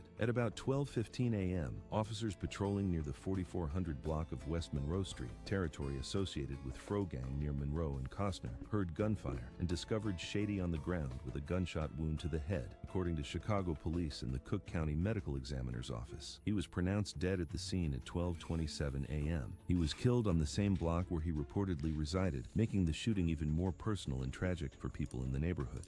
Hey, folks, check this out, folks. This video long as hell, and I'm tired as hell. So what we gonna do is, I'm gonna give y'all part 2 tomorrow. You know what I'm saying? So make sure y'all be up, make sure y'all be aware, and all that good shit. You know? Love all, trust none, keep it going. Till we meet again, boy. Tomorrow we gonna finish this bitch up.